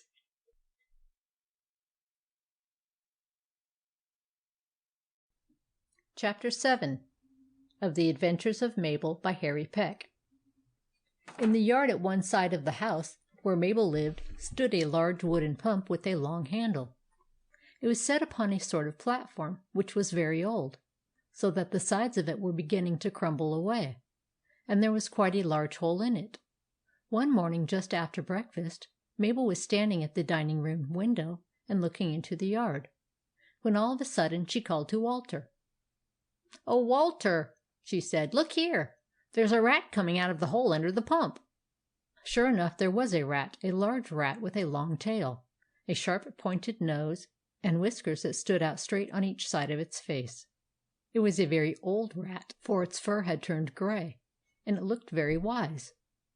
Mabel and Walter watched it poking its head out of the hole under the pump, at first very cautiously, and then, when it saw no one there, creeping into the grass. It went smelling about until at last it found a bit of apple that lay near by. Then it gave two funny little squeaks, and all of a sudden out from the hole ran two little baby rats. They trotted up to the old rat, who gave them the bit of apple to eat. They poked their little noses into it, then nibbled away as hard as they could. "Oh, aren't they cunning!" cried Mabel, as she watched them. "They must live under the pump." "Yes," said Walter, "and I tell you what I'll do. When they go back, I'll get Jane to give me a pail of hot water to pour down the hole and kill them." Mabel's eyes grew very big, and her face very red. "What? Kill the little rats?" she cried. "Walter, how can you be so cruel?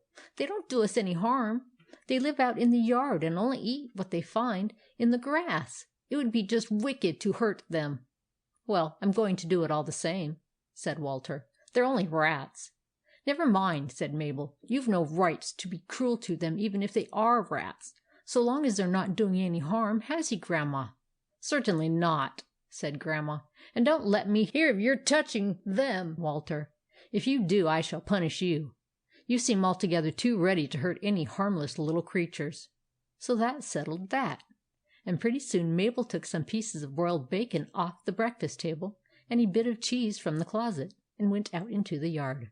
When the rats saw her, they all ran back to the hole, but she went up to it very softly, and put the bacon and the cheese down by the opening, where the rats could smell how good they were. And then she whistled the lizard's call, and stepped back a little way. In a minute the old grey rat poked its nose out and looked about. "Come, you good rat," said Mabel. "I won't hurt you. I'll bring you something to eat every morning after this." So the three rats all crept out and made a fine meal of the bacon and cheese, for these are the things that rats love better than anything else in the world. As they ate, they looked at Mabel now and then, and squeaked little squeaks, which meant "thank you" in rat talk. Mabel watched them quite a long while, and then Grandma called her in to help dust the upstairs rooms.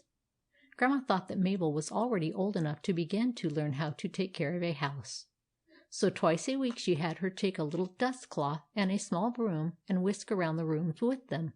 Mabel loved to do this, and she rubbed the backs of the chairs and polished the tables until there wasn't a speck of dust to be seen, and with her broom she swept away any spiders' webs that she could find in the corners of the wall. She had a great deal of trouble with the spiders' webs, because there were 4 brown spiders that lived in the house, and they were not satisfied with having the garret to themselves, where nobody disturbed them, but used to come down in the bedrooms and spin cobwebs whenever they could. Mabel always brushed these down, and so the 4 brown spiders hated her, and would have liked to do her some harm if they could. On this particular morning Mabel found 4 spiders' webs in Grandma's bedroom, for each of the brown spiders had spun one during the night, and she swept them all down with her broom. The 4 spiders were very angry at this, and as they sat in the garret they talked about it to each other, and declared that if they ever had a chance they would get even with her, for they were very bad spiders. That afternoon, about 3 o'clock, Grandma had to take Walter to the town for a pair of new shoes, and it was Thursday. Jane was to be out, so Grandma left Mabel at home to look after the house. "I'll be back in about 2 hours," said Grandma. "I may want to make a call or 2 on the way home." When she had gone, Mabel played in the nursery for a while, but it was so warm in the house that soon she went out into the yard and sat down under the big tree on the lawn. It was a sultry summer afternoon. The sun was very hot, and there was scarcely a breath of air. The bees hummed in the flower beds, the locusts made a lazy sound in the branches overhead, and everything seemed drowsy. The shade of the tree was so pleasant, and the grass was so soft, that little by little Mabel felt her blue eyes closing and her head nodding. Gradually she leaned further and further back, until she had stretched herself on the grass, and in a few minutes she was sound asleep. The 4 brown spiders were sitting up in the garret window, looking out into the yard and watching Mabel. When she went to sleep, they all knew it. "Ha!" said the first spider. "There she is now, sound asleep. And it's going to rain, too. She'll get wet." Sure enough, a great black cloud was coming up from the south and was spreading slowly over the whole sky. As the spiders spoke, a low rumble of thunder was heard. "I hope she will," said the second spider. "I hope she'll get soaking wet. And I shouldn't be sorry if the lightning struck her." "Nor I," said the third spider. "Only it won't. Why can't we do something ourselves? She's asleep and wouldn't see us coming. Let's all go down and bite her hand." "No, no," said the fourth spider, who was older than the others and knew a great deal. "That wouldn't be safe, because she'd wake right up before we could get away, and then she'd see us and step on us. No, no. But there's something we could do. We could tie her up tight in a cobweb so that she couldn't get up, and when the rain came it would pour all over her and wet her to her bones and give her a bad cold, so that she'd have to stay in bed. And then we could go all over the house and spin webs wherever we like." "Pooh!" said the first spider. "That's all nonsense. We couldn't spin any webs big enough to hold her down. She'd break them in a jiffy." "Of course we couldn't," answered the fourth spider. "But I know who could." "Who?" cried the other three spiders all together. "Why, the king spider, of course. Don't you know he's so big that he can spin webs as thick as packing thread, and that a little girl like that couldn't break them?" "Good, good!" cried all the spiders, clapping their claws. "That's a splendid idea. You know where the king spider lives, do you? Come on, and we'll get him to do it for us." So they slid off the sill of the garret window and crept swiftly down through the house till they reached the yard. The fourth spider led the way past Mabel, past the barn, out into the orchard, and then over a stone wall into the open field beyond. It was a large, lonely field full of bushes and small, scrubby trees, and was near to the woods where the good wolf lived. "This is the king spider's field," said the fourth spider. "He owns it all." Then he led them to one corner of the field where there was a dense mass of thick-leaved weeds and wild plants.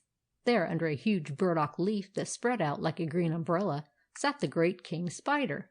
He was an enormous creature, with a body as big as a footstool and legs as long as a pikestaff.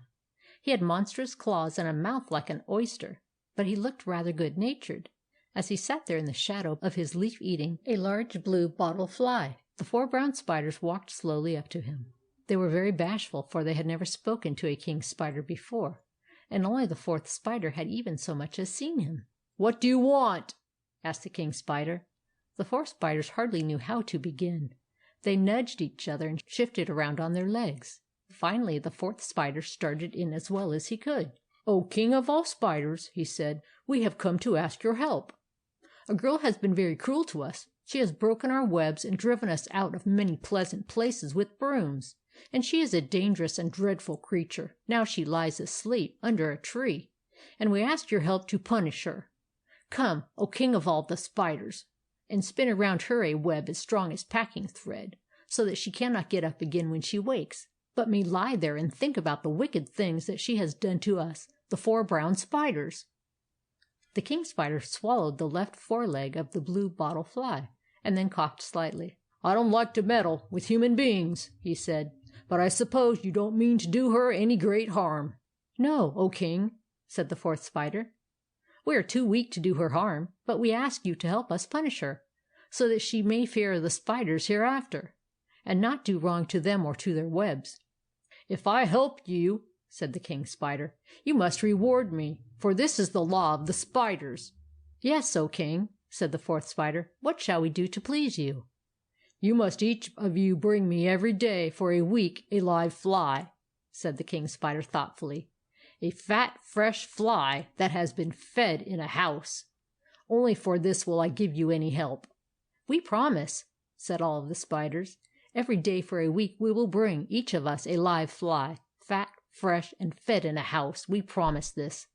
"Cross your hearts," said the king spider. And they all 4 crossed their hearts. Then the king spider came out from his shady nook, and the 4 spiders showed him the way through the orchard into the yard, where Mabel still lay very sound asleep under the big tree. "There she is," said the 4 spiders.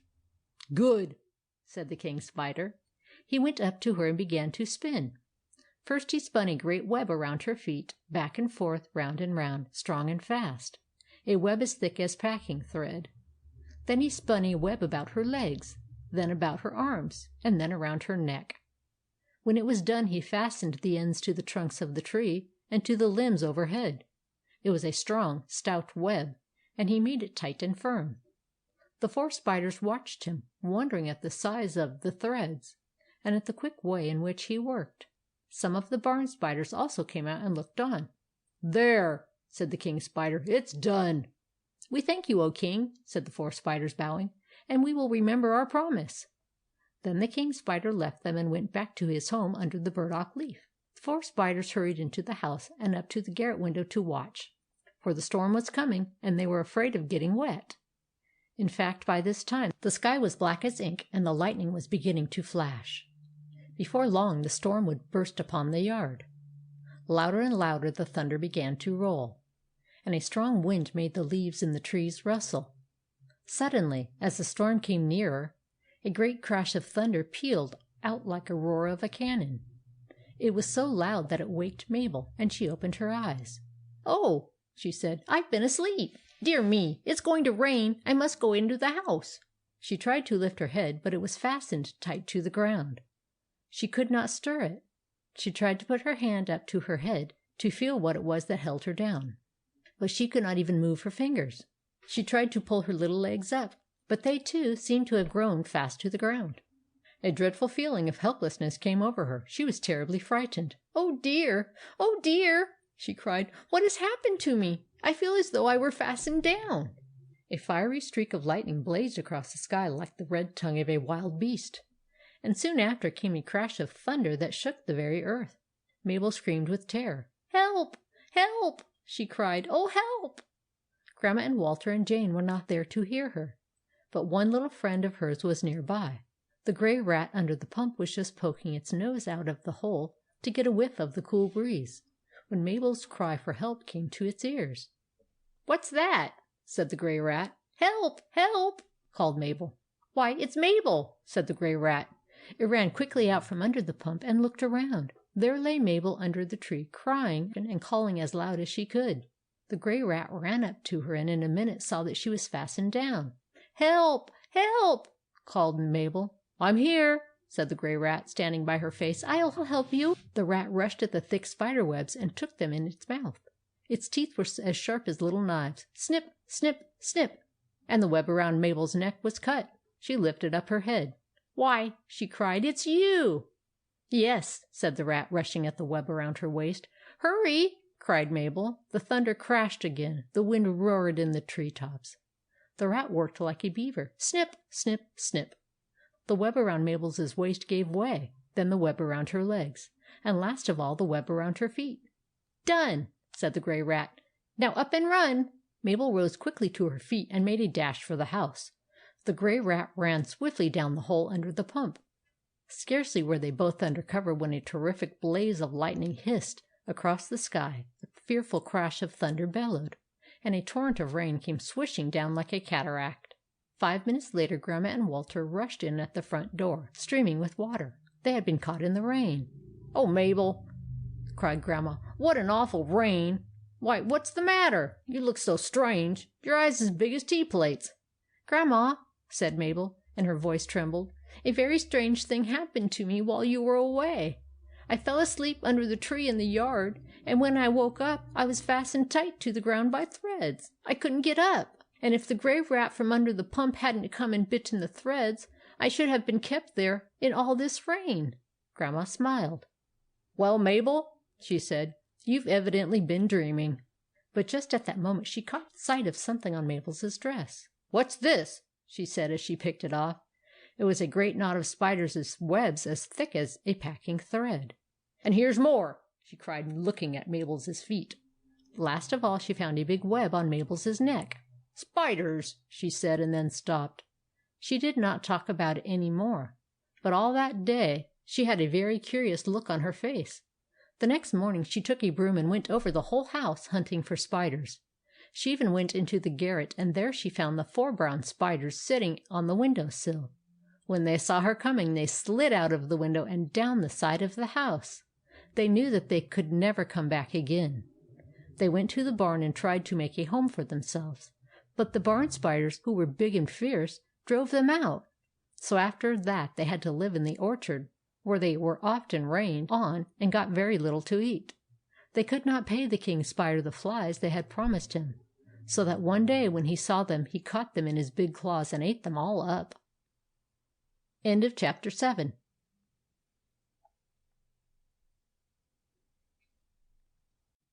Chapter 8 of The Adventures of Mabel by Harry Peck. "Mabel," said Grandma one morning, "do you know what tomorrow will be?" "No," said Mabel, who did not understand the question. "What will it be?" "Why," said Grandma, "your birthday." "No!" said Mabel. "How old shall I be tomorrow, Grandma?" "What? Don't you remember? Why, tomorrow you'll be 6 years old." "Really?" cried Mabel. "Dear me! Why, Grandma, I thought that I should feel so different when I grew up. But I don't. I feel just the same as I did when I was only a little girl." Grandma smiled. "That isn't so strange, Mabel," she said. "Do you know, I am more than 60 years old, and I think I feel just the same as when I was only a little girl. But we must do something for your birthday, because you have been so good and thoughtful all the year. What would you like best?" "Oh, let me see. Why, I should like best of all to have a party. You know I've never had a party, and now that I'm real old, I think I ought to have one. Let me have a birthday party, will you, Grandma?" "A birthday party?" said Grandma. "Well, I should be very glad to let you have one, only you don't know enough children about here, and there isn't time to send out invitations to your cousins because they live so far away. You see, there are no children of your own age near by except Walter, and the farmer's little daughter, and Jack, who lives over the hill. That wouldn't be enough. No, I'm afraid you'll have to think of something else." Mabel went away and sat in the window for a while thinking. Pretty soon she came running back. "Oh, Grandma," she cried, "I've got a perfectly lovely idea. I can have the party after all." "Why, how so, Mabel?" asked Grandma. "What kind of party can you have?" "An animal party," cried Mabel, her eyes sparkling. "It will be such fun." "A what?" asked Grandma. "An animal party. I'll ask all the animals I know, and get them all together in the grove in front of the house, and give them a nice dinner, just as though they were children. Won't that be splendid?" Grandma laughed. "Well, Mabel," she said after a moment, "you are really a very original little girl. Now what animals would you ask?" "Oh, let me see. There are our own animals, first of all. There's Rex, and Towser, and the goat, if he will be very good, and the gray rat under the pump. They can all come and help receive the other animals with me. Then I'll ask the frogs from the bridge, and the mooly cow, and the kitty cat, and the little pig. Won't it be fun getting them all together?" "Yes, it will be very droll," said Grandma, who was much amused at the idea. Then Mabel thought a little and hesitated. "Grandma," she said. "Well, Mabel?" "There's one more animal that I'd like to ask, only I don't quite know what you'll think about it when I tell you." "Why, what animal is that, Mabel? I think you've mentioned all the animals that you know. You surely aren't going to ask the cross dog." "No," said Mabel, shaking her head. "It isn't the cross dog." "Then what animal is it?" "Well," said Mabel slowly, it's a wolf." "What?" gasped Grandma, her eyes opening very wide. "A wolf? What on earth do you mean, Mabel? Why, a wolf eats little girls. A wolf is a terrible wild beast." "Oh, no, Grandma," said Mabel. "This is a good wolf, and he wouldn't hurt anybody. I've known him some time, only I didn't want to say anything to you about him because I knew that you'd be afraid. But please let me ask him, because he's one of my best friends." Grandma said nothing for a long time, but looked at Mabel very intently. Finally she said, "Mabel, it seems to me that you are a very strange little girl, and that things happen to you in very curious ways. I have thought so for a good while, only I didn't know how to explain it, and I don't know now. I remember how you tamed Rex, and I believe that you can do things that no one else can do. If you ask the wolf, I feel that you will be safe where any other little girl would be in great danger, and so I shall not forbid your doing it. But I shall stay in the house myself, for I am afraid of wolves. And Walter must stay in too. I will look out of the window and watch everything that goes on. Some day, perhaps, I may understand it all, but I certainly don't now." Then Grandma took her work-basket and went upstairs to her room. Mabel clapped her hands and ran down to the barn, where Rex was standing, all saddled and ready for her morning ride. Mabel told him about the party, and that she was going to invite the other animals. So when she had climbed up on his back, they went down the road, first of all to see the frogs at the bridge. Mabel invited all of them, but after the frogs had talked it all over, they thought that the 5 baby frogs were too small to go to parties yet, and so, as they could not be left alone, the Mamma Frog would have to stay with them. So the Papa Frog said that he would be the one to come to the party. Next, Mabel asked the Mooly Cow and the Kitty Cat, and finally the Little Pig. They all promised to come. Then Mabel rode into the woods and stopped in the darkest part and whistled the call. Pretty soon she heard an answer, and the Good Wolf appeared among the bushes. "Wolf," said Mabel, "I want you to come to my birthday party tomorrow afternoon. I'm going to have a goat, a pig, a mooly cow, a kitty cat, a rat, and a frog." "Ha!" said the wolf, licking his chops. "That'll be good eating. Yes, I'll come." "No, no," cried Mabel. "I didn't mean that. You mustn't eat them, because they're my company." "Oh," said the wolf, looking rather disappointed. "I didn't know." "Yes," said Mabel, "they're my company. You'll have lots of meat to eat, but you must promise to be very, very good, and look as pleasant as pie, and not growl once. Will you?" "All right," said the wolf. "The other animals are coming at about 2:30, said Mabel, "but I want you to come at 3 o'clock." "What does that mean?" growled the wolf. "What's 3 o'clock?" "Oh, Wolf," cried Mabel, "don't you know how to tell time yet? You ought to be ashamed of yourself, and such a big wolf, too. Well, I'll tell you in another way. When you hear the big bell in the church steeple across the fields go boom, boom, boom, tomorrow, then you come as quick as you can to the party. It's in the grove in front of my house. Now don't forget, Wolf. Will you, Wolf?" "No, I won't forget," said the Good Wolf, and Mabel rode home at a gallop. "They're all coming, Grandma," said Mabel gaily, as she clattered into the yard. "Every one of them." "And is the wolf coming?" asked Grandma in an anxious voice. "Oh, yes, he'll be here." And Mabel went on to the barn. Grandma wondered more than ever. The next day at 2 o'clock, Mabel had made all her plans for the party, and was being dressed in her best party dress. She had her hair curled in long ringlets all about her merry little face, and Grandma fastened a rosebud at the side of her head. She wore a light blue silk with knots of ribbon, neat little shoes with tiny silver buckles, and a big lace collar fastened by a dainty pearl pin. Around her neck was a string of pearl beads that Uncle Robert had brought her from Rome. She was as pretty as any picture when she went out into the grove, after looking at the nice things that she had got together for the animals to eat. She stood in the center of the grove, in the shade of a big elm tree, all ready for company to come. First of all came Rex, trotting down from the stable. John had curried and brushed him till he was as glossy as satin. "Ah, good afternoon, Rex," said Mabel cordially. "I'm so glad you've come early, for I want you to receive with me. Stand right here beside me." Rex neighed politely, and did as she asked. Scarcely had he taken his place when Towser trotted in with his tail in the air. Mabel shook his paw, and put him at her left. Next came the goat, and soon after the grey rat. The rat looked a little uneasy, being so far from its home under the pump, and seemed a little afraid of Towser. But Mabel was so friendly as to put it quite at ease in a minute. Then a sound of heavy steps was heard in the road, and presently the Mooly Cow walked in, swishing off flies with her tail. She knew Rex and Towser, and after being introduced to the other animals, went up and stood by Rex, who was about her own size. Next the Kitty Cat pattered in. She had washed her face and paws till they were beautifully clean, and she wore a pink ribbon around her neck.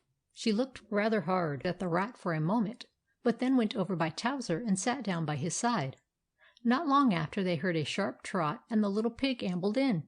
He was as clean as he could be, and his tail was curled up tight over his back in his best party style. He went up to the goat and began to talk to him about the weather. Presently a sort of hippity-hop was heard, and the green frog appeared, his back shining in the sun. Mabel shook his damp claw and talked with him a moment, and then gave him a place next to the grey rat. All the animals were now paired off, and were talking in a lively way, all of them having a splendid time.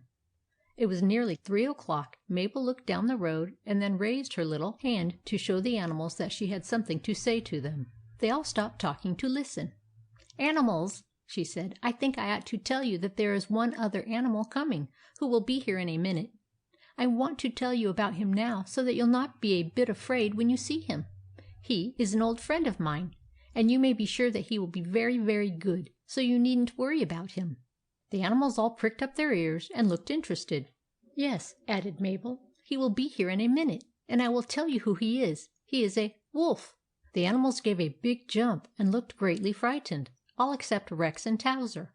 "Now, mind," said Mabel, "he is a good wolf and won't hurt any of you. I think I hear him coming now."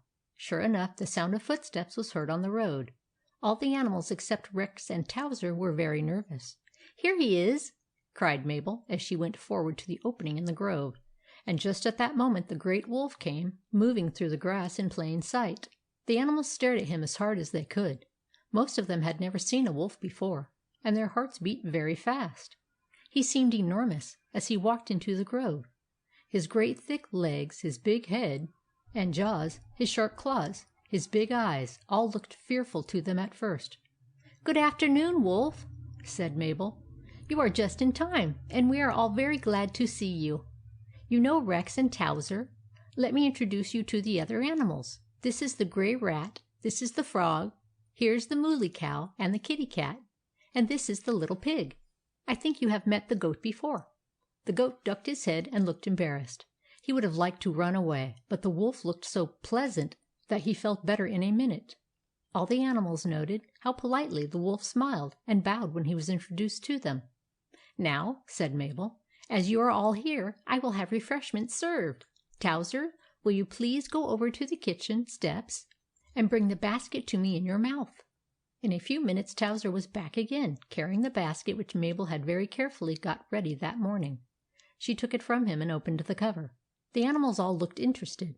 First she took something out for the Wolf, because she thought it just as well to give him something to do. So she handed him a great roast beef bone, with about 2 pounds of beef on it, almost raw. He was so glad to get it that he gave a big growl of joy. The animals all jumped. Then she took out some toasted cheese for the Grey Rat, a package of dried flies for the Frog, and some chopped bones for Towser. The Goat had 3 apples in a paper bag. He ate the bag off very carefully first, and then began on the apples.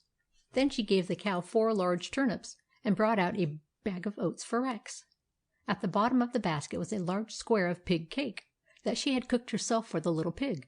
It was made of bran and potato peelings mixed up together, and was stuck full of horse chestnuts, which pigs liked as much as children do plums in a pudding.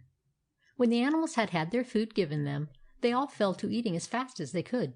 They munched and chewed and nibbled, stopping now and then to chat, and Mabel was delighted to see that they were having a splendid time, all except the Frog. He seemed to be uneasy. He hitched his shoulders up and rolled his eyes, and finally he stopped eating altogether, though he had only half finished his dried flies. Mabel went up to him to see what was the matter. Then she noticed that his skin had a curious cracked look, and that its green color had grown very dim. "What's the matter, Frog?" she asked softly, so that no one could hear. The Frog wriggled uneasily and shifted about on his forepaws, and then croaked out, "No water." Mabel understood in a minute. She knew that he was not used to being out of the water for so long a time, and she saw that the skin was getting parched and dry on his back. She looked around. All the animals were busy eating and talking. "Come," she said, "I'll give you some water." Then she took him quickly up in her hands, and slipped away with him to the house. She carried him upstairs very carefully into the bathroom, where there was a fine big tub lined with porcelain. The Frog looked into it eagerly and then groaned. "No water," croaked he. "Oh, but there will be water," said Mabel. "I can have the tub full of it in a minute." The Frog looked doubtful. He did not see how she could fill the tub with water when there was no water there. He croaked sorrowfully. "Now, see," said Mabel, putting one hand on the faucet. The Frog looked. She turned the handle, and swish! A great stream of cold water began pouring into the bathtub. The Frog was so surprised that he nearly fell out of her hand. "Do you see that?" said Mabel, laughing. The Frog thought that it was magic. Pretty soon the tub was half full. "Jump!" said Mabel. The frog gathered up his hind legs and gave a jump, plunk, splash, down into the bathtub. Oh, how good the cool water felt to him! He swam about, sometimes sinking to the bottom, and sometimes floating on the top, as happy as if he were in his own brook. When he had had a good swim, Mabel lifted him out, his skin all glistening and shiny with the water that dripped from his back, and carried him carefully in a soap dish back to the grove.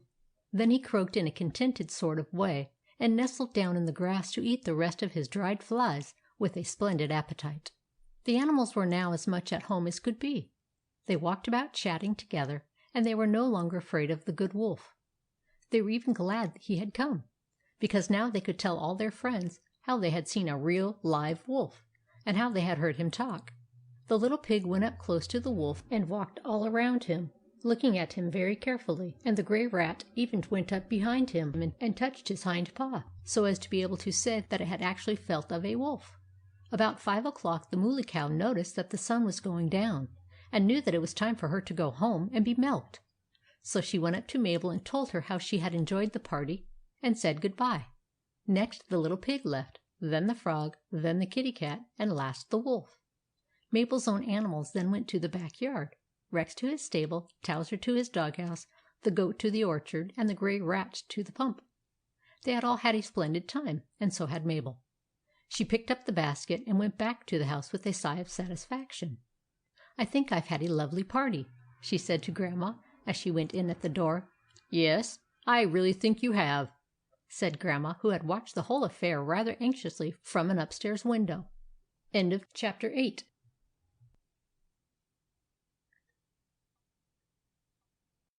Chapter 9 of The Adventures of Mabel by Harry Peck. The Tricks of the Bad Wolf.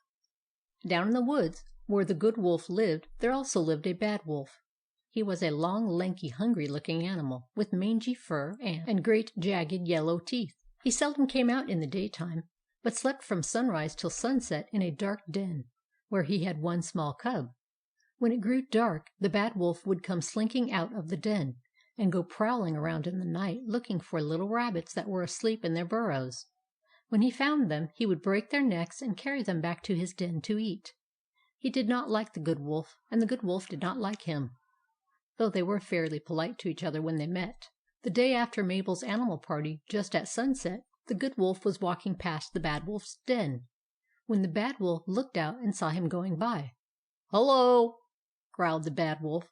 "I heard a funny thing about you last night. The fox told me that he saw you out in the road near a house in the daytime."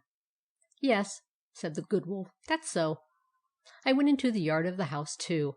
"What?" cried the Bad Wolf. "Into the yard? Did anyone see you?" "Why, yes," said the Good Wolf, carelessly. "The little girl who lives there saw me, and came out where I was." "Really?" said the Bad Wolf, who was greatly interested. "And did you eat her up? Aha! I wish I could get a little girl to eat. My brother once caught a little girl and ate her, and he said that she was the tenderest bit of food that he had ever had in his life. Maybe you've got a little piece of her left, eh? If you have, you might give me just a taste, you know." "No," said the Good Wolf, shortly, "I didn't eat her." "No? Why not? What a stupid thing!" "Well," said the Good Wolf, "you see, she knows the call." "Oh!" said the Bad Wolf. "I wonder how she learned it." "I don't know," answered the Good Wolf, "but anyhow I wouldn't touch her, for she's a dear little thing." "Pooh!" sneered the Bad Wolf. "You're no kind of a wolf to talk like that. Was there anything else to eat there?" "Yes," said the Good Wolf, "there were lots of animals. A horse, a cow, a dog, a pig, and a goat, besides some small animals." "Well, of course you killed them," cried the Bad Wolf. "What a lot of meat you must have now." "No," said the Good Wolf, "I didn't touch one of them. You see, the little girl made me promise not to." "Ugh!" snarled the Bad Wolf. "You're a regular fool wolf. The idea of not killing them just because the little girl asked you not to. Ugh!" "Don't call me any names," said the Good Wolf, and he bristled up the hair on his neck and showed his long white teeth. The Bad Wolf felt afraid. "Oh, I'll take it back," he said hastily. "I didn't mean anything. But where do these animals live?" "I don't know where most of them live," said the Good Wolf, "but the horse, the dog, and the goat stay on the place where the little girl lives. Not that it's any of your business," he added roughly. "Ho!" said the Bad Wolf sulkily. "You needn't be so cross about it." But the Good Wolf didn't want to listen to the Bad Wolf any longer, so he turned his back on him and trotted off through the underbrush. The Bad Wolf watched him till he was lost to sight in the gathering darkness. "Hateful beast!" snarled he. "I'd like to stick my teeth in his throat." Then he went back into his den and lay down on his bed of dried leaves to wait till it should be really dark. As he lay there, he thought over all that he had learned from the Good Wolf. He remembered how the Good Wolf had said that the large animals lived in the yard at Mabel's, and he wondered whether he might not be able to creep in there and get one of them. He did not think much about killing a horse, because he was afraid of being kicked by his hoofs, nor did he like dog meat. But he thought of the goat, and the more he thought, the more he felt that a goat would be very good eating for himself and his cub. A whole goat would last them for at least a week. Finally, he couldn't stand it any longer. "I'll do it," he said to himself. He slipped out of the den in the darkness and prowled around until he found the fox. He asked the fox where the house was at which the Good Wolf had been the day before, and the fox told him. Then the Bad Wolf went out into the bushes and sharpened up his teeth on a long flint stone. And about midnight he stole out of the woods into the road, and went stealthily along it, over the bridge where the frogs lived, past the cross dog's house, and finally came to Mabel's front gate. He raised the latch with his nose and went into the yard, gliding around to the back of the house. The moon was not shining, but the sky was full of stars, so that the night was not so very dark. As the Bad Wolf peered about, he saw the goat lying fast asleep near the barn. The wolf slid along in the grass, and got ready to make a leap at the goat and catch him by the throat so as to choke him, and keep him from making a noise. He glared at the poor sleeping goat so hard that he didn't notice Towser, who lay in his doghouse not far away with his head toward the door. Towser was not asleep, for the mosquitoes had been troubling him a good deal, and his eyes were still open. All of a sudden he saw a great black body gliding across the yard toward the place where the goat lay sleeping. In a minute he was wide awake, and 3 sniffs of his nose told him that the creature stealing into the yard was a wolf. Towser was a large dog, but he was not so large as a wolf, nor so strong. Yet he was very brave. He did not stop to think whether or not he could beat a wolf. He was ready to fight at any time, and now he was glad to think that he had not been asleep. He rose softly in his doghouse and stood all ready to spring, watching the movements of the Bad Wolf, and opening his mouth to bite him. The Bad Wolf was now only about 6 feet from the goat. In a minute more he would have rushed upon him, when Towser gave a fearful yell, and leaped like a streak of lightning right on top of the wolf, and buried his teeth in the wolf's back. Now wicked wolves, like wicked men, are apt to be cowards, and Towser's rush was so sudden that the Bad Wolf was frightened half to death.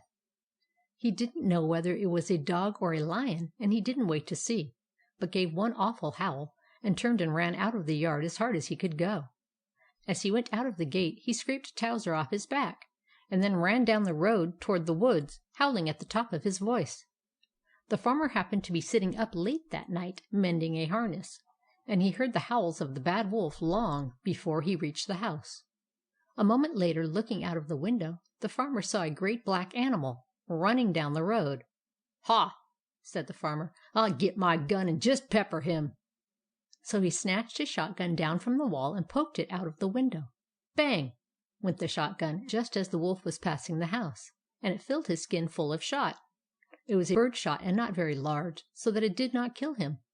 But it stung him fearfully, and he gave a yell 10 times as loud as before. When he reached the woods, he dashed into his den and rolled on the leaves in pain, rubbing his sides with his paws and grunting and snarling. "What's the matter?" cried his little wolf cub, waking up and running over to him. "Get along with you!" snarled the Bad Wolf, cuffing him over the head and driving him back to his corner of the den.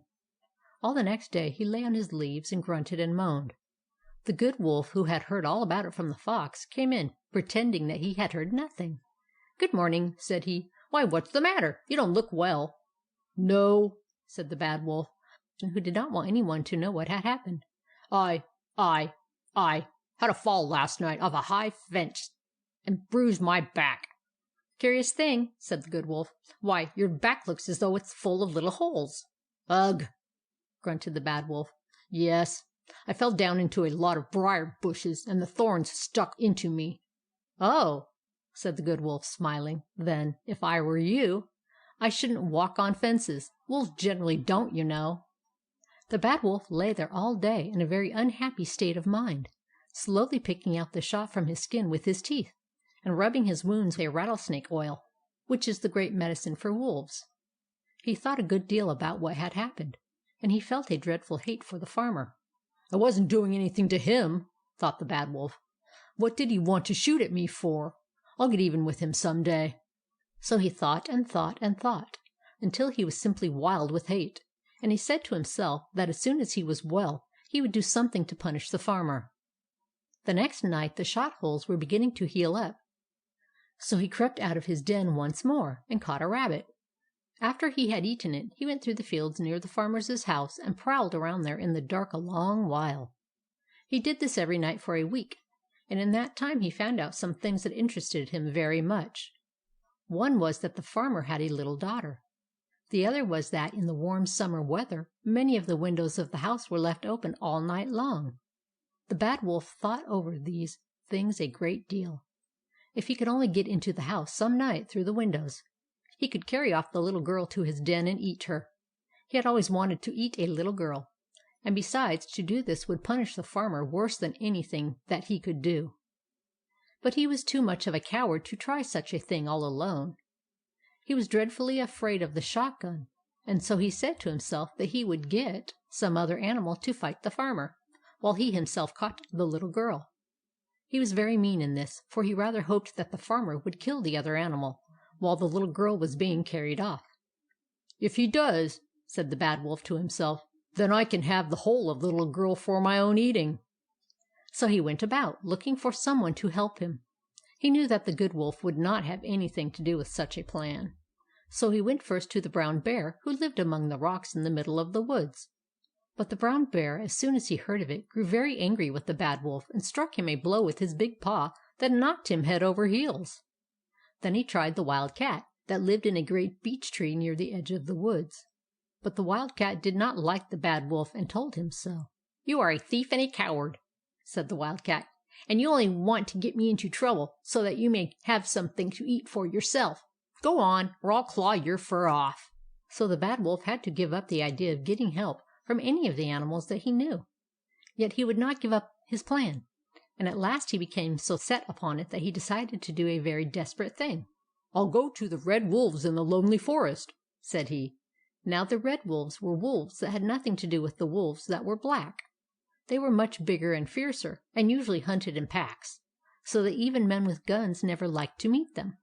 They lived in a great forest called the Lonely Forest, about 20 miles away from the woods where the Bad Wolf's den was. The Lonely Forest was as dark as night even in the daytime, for the vines grew all over the tops of the trees and shut out the light, and there were great marshes and black pools in it, and gloomy caverns and huge dark dens, where the Red Wolves prowled all day and night. It was a fearful place, and if the Bad Wolf had not been very wicked and very revengeful, he would never have thought of going there for help against the farmer. Nevertheless, he did make up his mind to visit the Lonely Forest. So one night after midnight he set out on his journey, and reached the Lonely Forest just at daybreak. When he crept into its gloomy shadows, and saw how dark and dreadful it looked, he shivered with fear, but he had gone too far to stop. So he tried to look brave as he slunk along through the thick fern and the matted ivy that tangled his feet at every step. He had gone about half a mile, and was in the very darkest and gloomiest part. Then all of a sudden he heard a low growl that made his blood run cold. A moment later a great head was thrust out of a thicket, and 2 red eyeballs glared at him like coals of fire. It was an enormous wolf that squatted there as a sort of sentinel. "What do you mean," said the Red Wolf in a terrible voice, "by coming into the Lonely Forest? You, a black wolf, whom we tear in pieces whenever we find him." The Bad Wolf's voice trembled as he answered. "I come as a friend," he said, "and I wish to do you a favor. If you will let me tell you what I want, it will bring you meat for days." "Ugh!" growled the Red Wolf. "We ask no favors of the Black Wolves. They are weak and cowardly. But come, follow me." The Red Wolf led the way through the forest, and the Black Wolf followed him. He was sorry enough now to think that he had ever come to this fearful place. He fancied that perhaps the Red Wolf was only leading him to some dark cavern to be torn in pieces and eaten. His legs trembled so that he could scarcely walk, but it was now too late to turn back. He must go on. Presently the Red Wolf turned into a gloomy sort of glade, and came to an open place where the ground was cleared of bushes and was perfectly level. Great rocks rose on 3 sides of it, and walled it in like a room. At the end was a spring of water by which lay 3 wolves. One in the middle was the biggest wolf that the Bad Wolf had ever seen. He was covered with shaggy, red hair, so long that it swept the ground, and on top of his head was a thick tuft of fur almost as red as fire. He was a terrible-looking creature. The 2 wolves that sat on each side of him were not so large, but they were strong and fierce-looking. One of them was almost gray. The wolf with the tuft on his head was the king of the Red Wolves, and the other 2 were his messengers. When the king saw the Bad Wolf coming up with the guide, he sat up on his haunches. "What have you there?" he asked in a voice that made the rocks sing. "A black wolf? Ha! Why did you not kill him and bring his body here?" "He asks to speak with you," said the guide, bowing low and rubbing his nose on the ground. "He promises much meat if you will hear him." "Speak on, Black Wolf," commanded the king, "but use few words. I like not the voice of the Black Wolves." "Great King of the Red Wolves," said the Bad Wolf, "I come to offer you a rare hunt. Near the woods where I live stands the house of a man, a farmer. In it live the farmer and his wife and his little girl.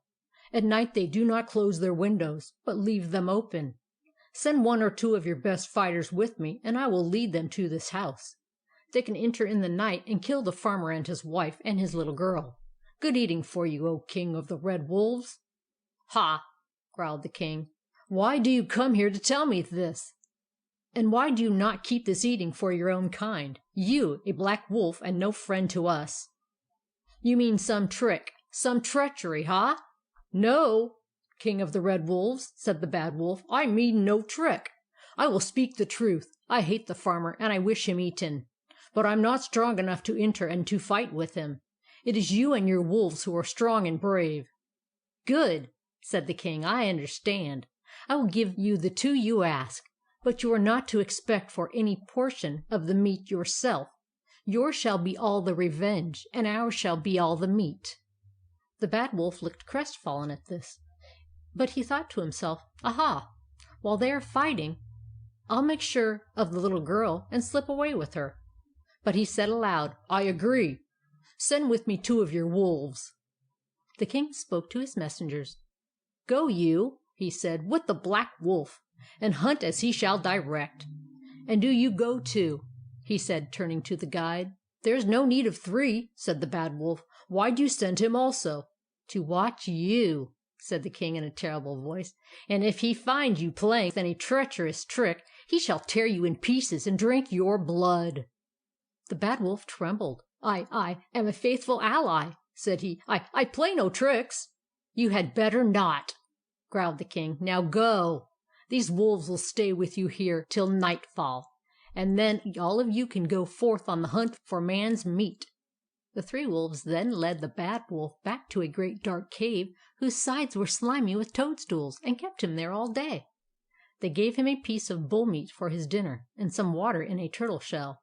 When it was nearly night, they called him, and the 4 set out together on their long run across the open fields. The Great Wolf ran on one side of the Bad Wolf, the other messenger on the other.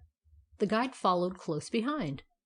On and on and on they went, trotting swiftly over hill and dale, through bushes and briars, past groves and swamps, swimming through rivers and wading through brooks. At about midnight they passed around the Bad Wolf's woods, and came to the farmer's yard. "There," said the Bad Wolf, pointing. "There's the house where the farmer lives." The lights in the house were all out, but the starlight showed where it was. The 4 wolves crept up to the house, and then lay down for a while to rest a little after their long run, and get their breath for the fight. Now it happened that on this particular evening a strong breeze was blowing, so that the night was very cool, and the farmer had shut the lower windows of the house, and locked them fast. Consequently, when the 4 wolves had got their breath, and had crawled stealthily up to the house, they found no opening within their reach. The Red Wolves turned fiercely on the Bad Wolf. "You have lied to us," snarled they. "You have lied to us, and you shall die." "No, no!" cried the Bad Wolf. "I told you the truth. Only it is different somehow to-night. But see, there's an upper window open." Sure enough, an upper window on the second floor was still unfastened. The reason of it was that the farmer, after undressing himself and putting out the lights, had felt like smoking his pipe before going to bed, and was sitting in his chair by the window at that very moment. But of course the wolves did not know this. They only saw that the window was open. "It's very high," said the Grey Wolf. "We can never jump so high as that." "No," said the guide, "but we must get in. Let us make a pile of wolves. I will stand at the bottom. The Black Wolf here can climb on my back, and you two can get up on him. And the top wolf can easily climb into the window." "Yes," said the Grey Wolf, "but there will then be only one to fight the man. Is that enough?" "There'll be no fight," said the guide. "They're all asleep. Do you slip softly in and find their sleeping room, and kill them while they sleep. One good bite in the throat for each will be enough. Come, make the pile." As he spoke, the guide took his place under the window, and the Bad Wolf tried to climb upon his back. But he was clumsy, and the strange thing that he was doing so excited him that he could scarcely keep his balance upon the Red Wolf. He had to try it several times. The other wolves helped him, and when he showed himself so awkward, they growled at him and threatened him with their teeth. Now the farmer, as he sat inside the room smoking, heard the growls and the scuffling of paws on the ground below, and he leaned over very cautiously and looked out. There were 4 great wolves right under the window. "Jiminy!" said the farmer to himself. "What's all this?" The farmer had been a great hunter when he was a young man, and he knew in a minute that the wolves were red wolves, strong and fierce, and not cowardly like most of the black wolves. He knew, too, that they had come to enter his house and to kill him and his wife and his little girl. He could not at first see how they expected to get in, but a second peep showed him their plan, that they were going to climb up upon each other's backs to the open window. "Jiminy!" said the farmer again. "The pesky critters! I'll pepper their hides." So he took down his gun and his powder horn and began to load. He put in a tremendous charge of powder and then felt for his bag of bullets. All of a sudden he remembered that it was empty. "Jiminy!" he said. "I'll have to use shot." But when he took up his shot pouch, he found that he had no shot left either, not even bird shot. He was greatly startled. He put his gun down and took another peep out of the window. By this time 3 of the wolves had got into place, the guide on the ground, the Bad Wolf next, and one of the messengers on his back. In a few minutes more the Grey Wolf would be climbing into the window. The farmer thought hard. An idea came into his head. "Hurrah!" he said under his breath. "I'll fix 'em." He remembered that the next day was his wife's washing day, and that everything in the kitchen was ready for it. He hurried downstairs in his bare feet to the basement. There on the big stove was a great copper cauldron full of hot water, all ready for the morning's wash. It held about 8 gallons of water, all steaming and scalding hot. "Aha!" cried the farmer joyfully. "We'll have a wolf wash." He lifted the cauldron off the fire by the handle, and carried it quickly up the stairs to the open window, and rested it on the sill. Just at that moment the huge head of the Grey Wolf appeared at the opening, his jaws wide open, his teeth gleaming, and his eyes glaring in the darkness. "Take that!" roared the farmer, and he upset the whole cauldron out of the window. A perfect cataract of scalding water went sizzling right into the face of the Grey Wolf, and down the backs of the other wolves below. Every drop was as hot as a coal of fire, and burned and scalded straight through their fur. The 4 wolves gave a horrible yell of pain, and the whole pile of them tumbled to the ground, writhing and squirming and howling. Just then the farmer, who was watching them, remembered something. He turned back into the room, struck a match, and took down from the shelf a paper of long tacks. "Why didn't I think of this before?" he said. He picked up his gun and poured the whole paper of tacks into the gun barrel, and then rammed down a piece of paper after it. Then he went to the window and took aim at the 4 wolves that were writhing in a solid mass below. Bang! went the gun, with a great spirit of fire, and in half a second about 1,000 tacks were sticking all over the skins of the wolves like cloves in a pudding.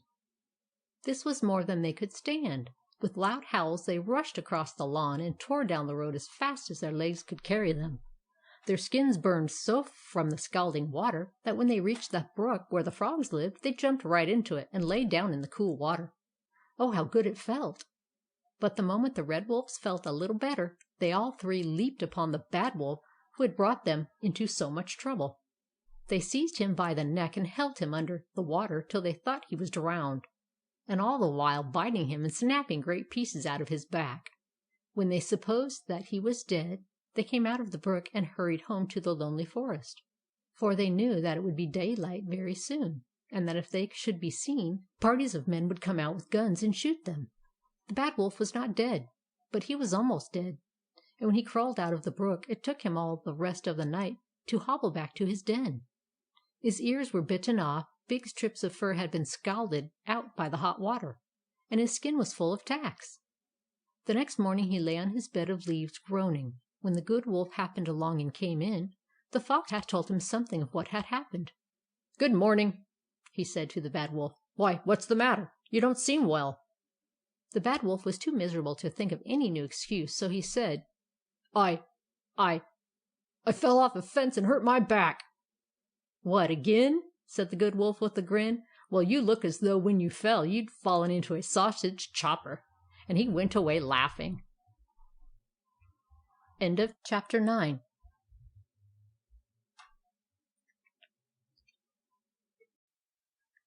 Chapter 10 of The Adventures of Mabel by Harry Peck. The Giant's Castle. For a long time Mabel always took the same morning ride, going along the straight road that led to the little pig's red house, because she was afraid that she might get lost if she tried any new and unknown roads. But when she found that she was 6 years old, she felt that she could do things that she had never done before. And besides, she was growing tired of always riding over the same road and seeing the same things every day.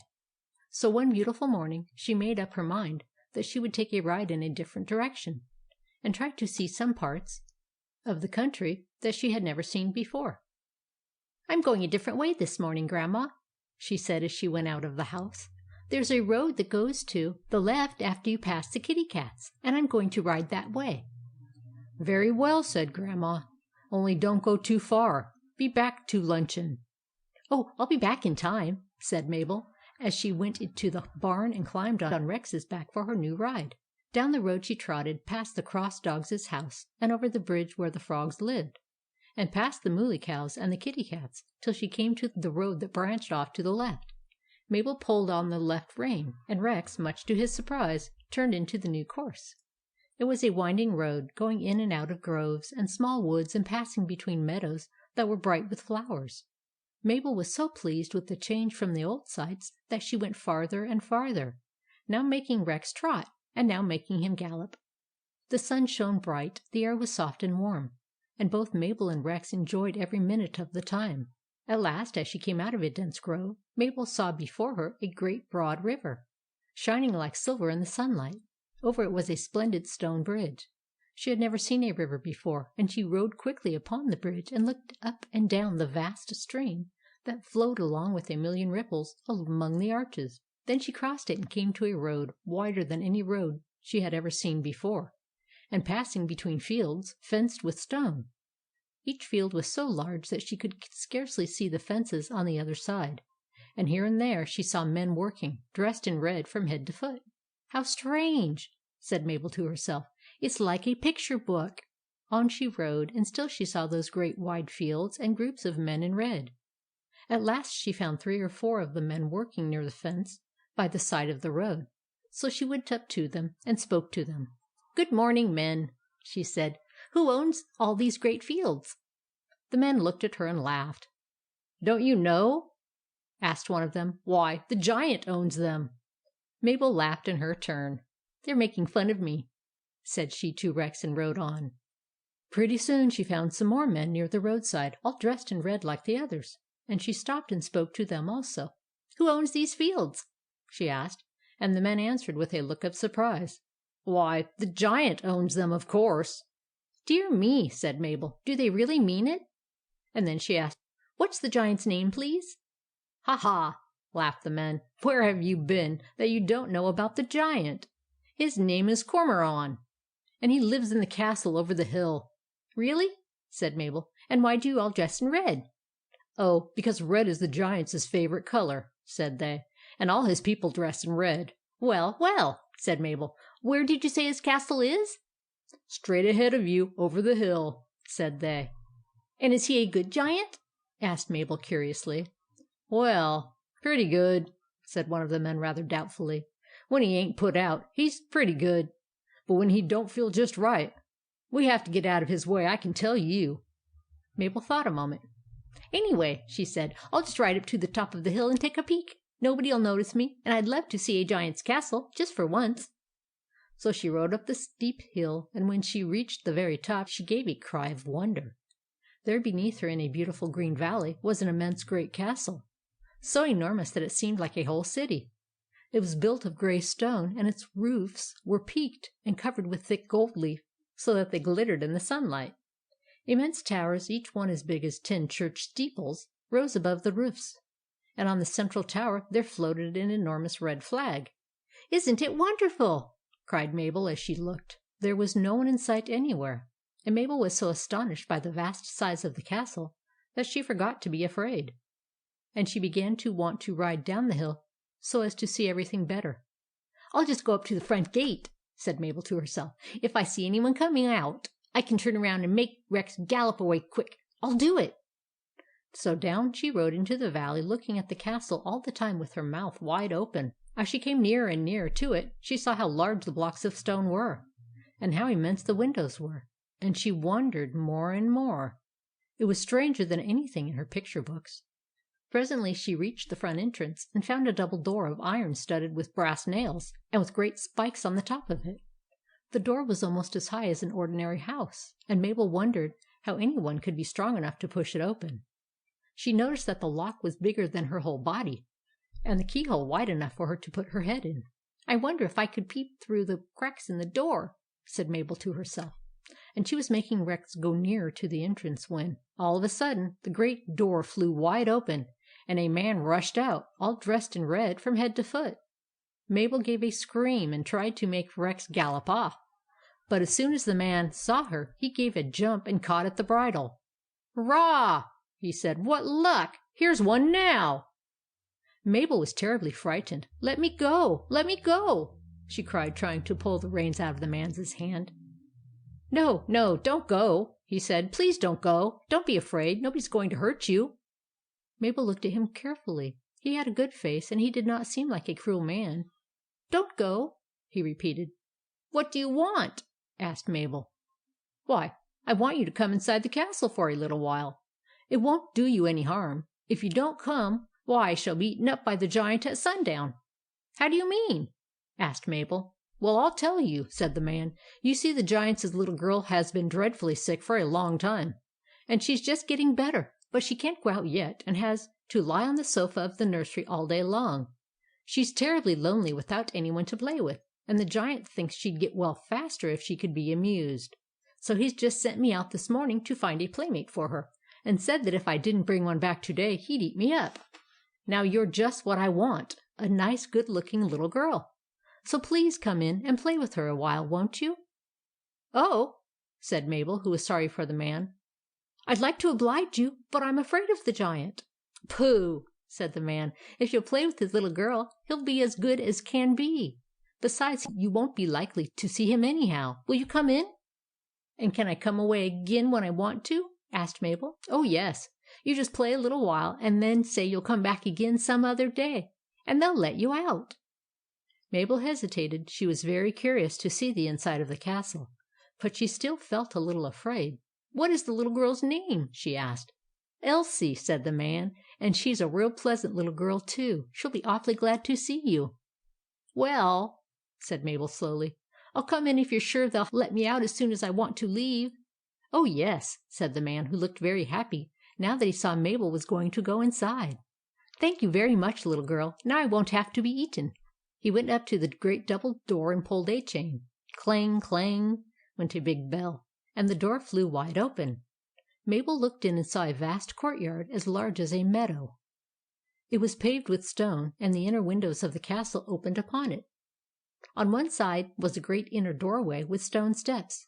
A number of men dressed in red and looking like soldiers were standing about. They carried spears and had iron hats on their heads. The man led Rex into the courtyard with Mabel still seated in the saddle. "Who comes here?" asked one of the spearmen in red. "A playmate for the little Lady Elsie," said Mabel's man. The spearmen all bowed very low. "She is welcome," said they all. "Come, take care of her horse," said Mabel's man, "while I show her up to the nursery." So one of them lifted Mabel off Rex's back, and another took Rex by the head to lead him to the stable. "This way, little girl," said Mabel's man, and he started to show her toward the door on the right. Just at that moment a window above was opened with a loud bang. Mabel looked up and her heart nearly stopped beating, for out of the window came an enormous face. It was the Giant. His head was as large as a haystack, and was fringed by a long red beard. Tufts of red hair stuck out under his helmet, and his eyes were like great lamps. As he looked down into the courtyard, he opened his mouth and spoke, and his voice was that like the roll of thunder. "What have you there?" he bellowed, and Mabel nearly fainted when she heard his tremendous voice. "A playmate for the little Lady Elsie," answered Mabel's man. "Oh!" roared the Giant, and he smiled a smile 6 feet long. He was evidently very much pleased. "Good!" he continued. "Show her up to the nursery." And he banged the window down again, and went away. "See," said the man, "he's all right now. He'll be pleased all the rest of the day. Come on." They went in through the doorway, where there was a tall flight of stairs. Each step was so high that Mabel could not stretch her little legs up from one to the other.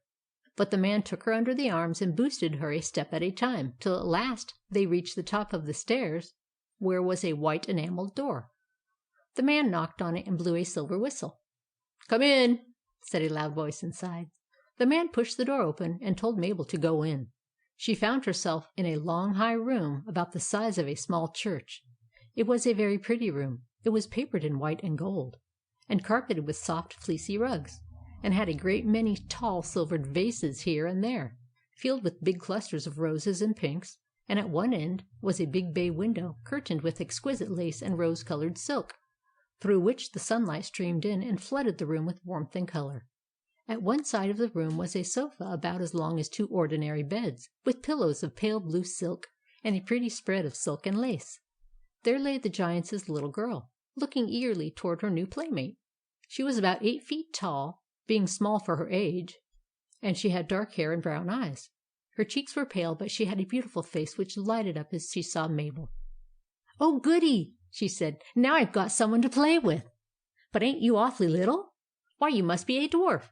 "No, I'm not," said Mabel. "But you're awfully big. Why, they said you're a little girl." "So I am," said Elsie. "But you see I'm a giant. What's your name?" "Mabel." "And how old are you?" "6," said Mabel proudly. "Why, so am I," said Elsie. "I was 6 last week. Come over here, and I'll show you some of the toys that Papa gave me on my birthday. Here's my doll." And she pulled out a doll from under her pillow. It was as large as Mabel herself. "And here's my toy horse," she said, pulling out from behind her a wooden horse about the size of a Shetland pony. "My, what big toys!" said Mabel. "Oh, do you think so?" asked Elsie. "Here's my tin soldiers. Here's my jack-in-a-box. Here's my new tea set." The tin soldiers were so heavy that Mabel could not lift them. The plates in the tea set were as big around as the top of a table. "How funny!" said Mabel, laughing. Just then a loud rustling and flapping made Mabel look behind her, and then she noticed a sort of bird cage as big as a chicken coop. In it was a great yellow bird rustling its wings. "Oh!" said Mabel.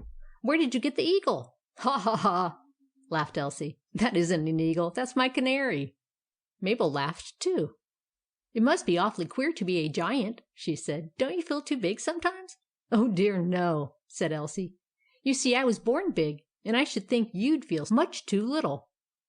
"Not a bit," said Mabel. "You see, I was born little." "We'll have some candy," said Elsie. "My papa gave me a lot of it on my birthday, but I can't eat any till I get well, so I'll give you some." She drew out a pasteboard box from under the sofa. It was about the size of a packing box, and when she took the lid off, Mabel saw that it was lined with lace paper. Elsie took out a great lump of something that was brown in color, and set it on the floor beside Mabel. It came up to her knees. "What's that?" she said, looking at it curiously. "Ha, ha!" laughed Elsie. "Why, where have you been all your life? Didn't you ever see a chocolate cream drop?" "Gracious!" cried Mabel. "Is that a chocolate cream drop? Why, just that one would last me for 2 weeks." She tried to lift it up to her mouth to take a bite, but it was too heavy. Then she got down on her knees and tried to bite a piece out of it, but it was so big that she couldn't get hold of it with her teeth. Elsie looked on and laughed as though she would never stop. "I can't get any," said Mabel, who had only succeeded in smearing the end of her nose with chocolate. "And I love chocolate cream drops, too." "Dear me," said Elsie, "there must be some way of doing it. I know. Look in my toy box by the table, and you'll find a toy axe." Mabel found the toy axe, which was as large as an ordinary hatchet, and with this she knelt down on the floor and began to chop the chocolate cream drop. Pretty soon she had chopped off some good-sized chunks, small enough to be held in the hand. They were delicious, and she sat on the floor eating them, while Elsie shook with laughter at the idea of taking an axe to a chocolate cream drop. Just at that moment a noise was heard in the hall. Bump, bump, bump, making the very walls tremble. "What's that, Elsie?" asked Mabel, with her mouth full of chocolate cream. "Oh, that's my papa coming downstairs," said Elsie, and sure enough, a moment later the nursery door opened, and Cormoran strode into the room. Mabel knew that he would not do her any harm, but still she could not help feeling a little startled at being so near to a giant. He seemed bigger than ever in the small nursery.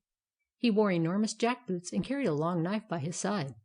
As he came in, he looked at the children. When he saw the toys scattered over the floor and Mabel eating the chocolate cream drop, and when he noticed how Elsie laughed and how bright her eyes were and how her pale cheeks were once more flushed with color, his great face beamed with happiness, and he smiled hugely. "Having a good play, are you?" he asked in his thunderous voice. "That's right. Play away. I haven't seen you looking so gay in many a week, Elsie." Then turning to Mabel, he said, "You're a good little girl. You must stay with us." "Oh, no, I really can't stay," cried Mabel. "My grandma would be so frightened. But I'll come back and play with Elsie as often as you want, for I love her, and we're having splendid fun together."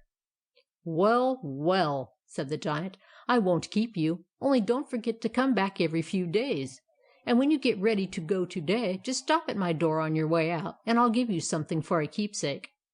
And with these words he went out of the nursery and shut the door. The children played together a long while, until Mabel suddenly remembered that it must already be after her luncheon time. So she told Elsie that she would have to go. "Well, good-bye, dear," said Elsie. "Don't forget to come again soon. And be sure you stop at my papa's door at the other end of the hall." They kissed each other, and Elsie rang a bell for the man in red to show Mabel the way out.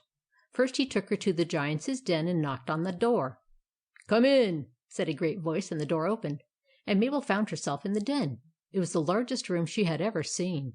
The walls were hung with clubs of every kind, plain clubs and spiked clubs, and clubs with great knobs on them, besides spears, swords, knives, axes, and pikes.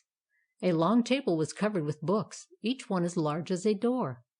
Mabel, who had just learned to read a little, spelled out the names on the backs of two of them, The Life of Og and Men I Have Eaten. There were also a good many pictures on the walls, showing other giants who were probably the relatives of Cormoran. "Well, little girl," said the giant kindly, "so you're going home, are you? I want to give you a little present." So he drew out a large drawer in the table and told Mabel to take anything she liked. There were long strings of bright stones, blue and red and white, and even in the dark drawer they gleamed and shone as if they were darting sparks of fire. Each one was as big as a robin's egg. "Have a necklace?" said the giant, pulling out a dozen or more of them. "No, thank you," said Mabel. "My grandma says that it isn't nice to wear glass." "Ha, ha, ha!" roared the giant, bursting into laughter so loud that Mabel stopped her ears up with her fingers. He was greatly amused to hear Mabel call the stones glass, for they were really the largest and finest gems in the world, sapphires and rubies and diamonds. "Well, then have a ring," said he, still chuckling, and he showed her a box full of rings. "I'm afraid they're too large," said Mabel, for the smallest was as big around as a hoople. "Bless me," said the giant, "so they are." He seemed quite disturbed at not being able to give her anything. Finally an idea came into his head. He took out a great coil of frosted gold wire and began to braid it into a belt. He worked quickly, and soon he had made a very quaint and curious band of an odd pattern. "There," he said, as he slipped it around her waist. "Oh, thank you!" cried Mabel, who was no longer afraid of him. "Isn't that lovely? Good-bye." "Good-bye," said he. "Don't forget to come again." Mabel went out into the hall, and the man in red helped her down the big steps into the courtyard. As she passed through the door, the great bell of the castle clanged, and the spearmen stood in line and saluted her. One of them brought out Rex, who had a fine dinner of giant oats. The man in red lifted Mabel to the saddle. The outer gate flew open. She waved her hand to the men and spoke to Rex, and away she galloped out into the road, never stopping until she had passed the stone bridge, the kitty cat's house, the mooly cow's, the frog's bridge, and the cross dog's, and come clattering into her own yard. It was already 4 o'clock, and Grandma had begun to fear that Mabel was lost. "Why, where have you been, Mabel?" asked she. "You didn't come back to luncheon, and I was quite worried about you. Were you lost?" "Oh, no," said Mabel. "But I've had such a good time that I forgot all about luncheon. You see, I went down a new road, and there I met a little girl, and played with her in her own nursery. She is a very good little girl, Grandma, and I'm going back to see her before long." "What is her name?" asked Grandma. "Oh, Elsie," answered Mabel. She had lots of toys and candy and things." Just then Grandma noticed the golden belt that glittered in the sunlight around Mabel's waist. "Why, Mabel," she cried, "where did you get that belt? What a beautiful pattern! And it looks as bright and fine as real gold." "Oh," said Mabel, "the little girl's papa gave it to me. You see, the little girl has been sick and wanted someone to play with, so her papa was very glad that I came." "Dear me," said Grandma, "I wonder who these people are." But Mabel did not say anything about their being giants, for she knew that Grandma would be dreadfully frightened if she heard that her little girl had been to visit a giant's castle. End of chapter 10.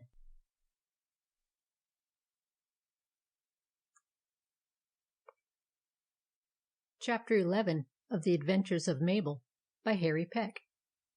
The Brownie Jelly. One day, about 2 o'clock in the afternoon, Mabel put on her sunbonnet and took a little basket and went down into the woods to pick blackberries. It was getting to be rather late in the summer, and the berries were not very plenty, so that she had to go a long way into the woods before she found any bushes that were filled. But at last she came upon a great thicket full of briars, but with bushes on which the ripe berries were so thick that she cried out with joy when she saw them. Behind the thicket rose an enormous rock, half hidden by vines and creepers. Mabel got down on her hands and knees, picking away as hard as she could, and when she had gathered all the berries on the outside of the thicket, she began to creep along the ground in the midst of the bushes, avoiding the sharp briars, and reaching up for the berries that hung above her head. Further and further she crept, like a little mouse in a haystack, and by the time she had crawled through to the rock her basket was nearly full.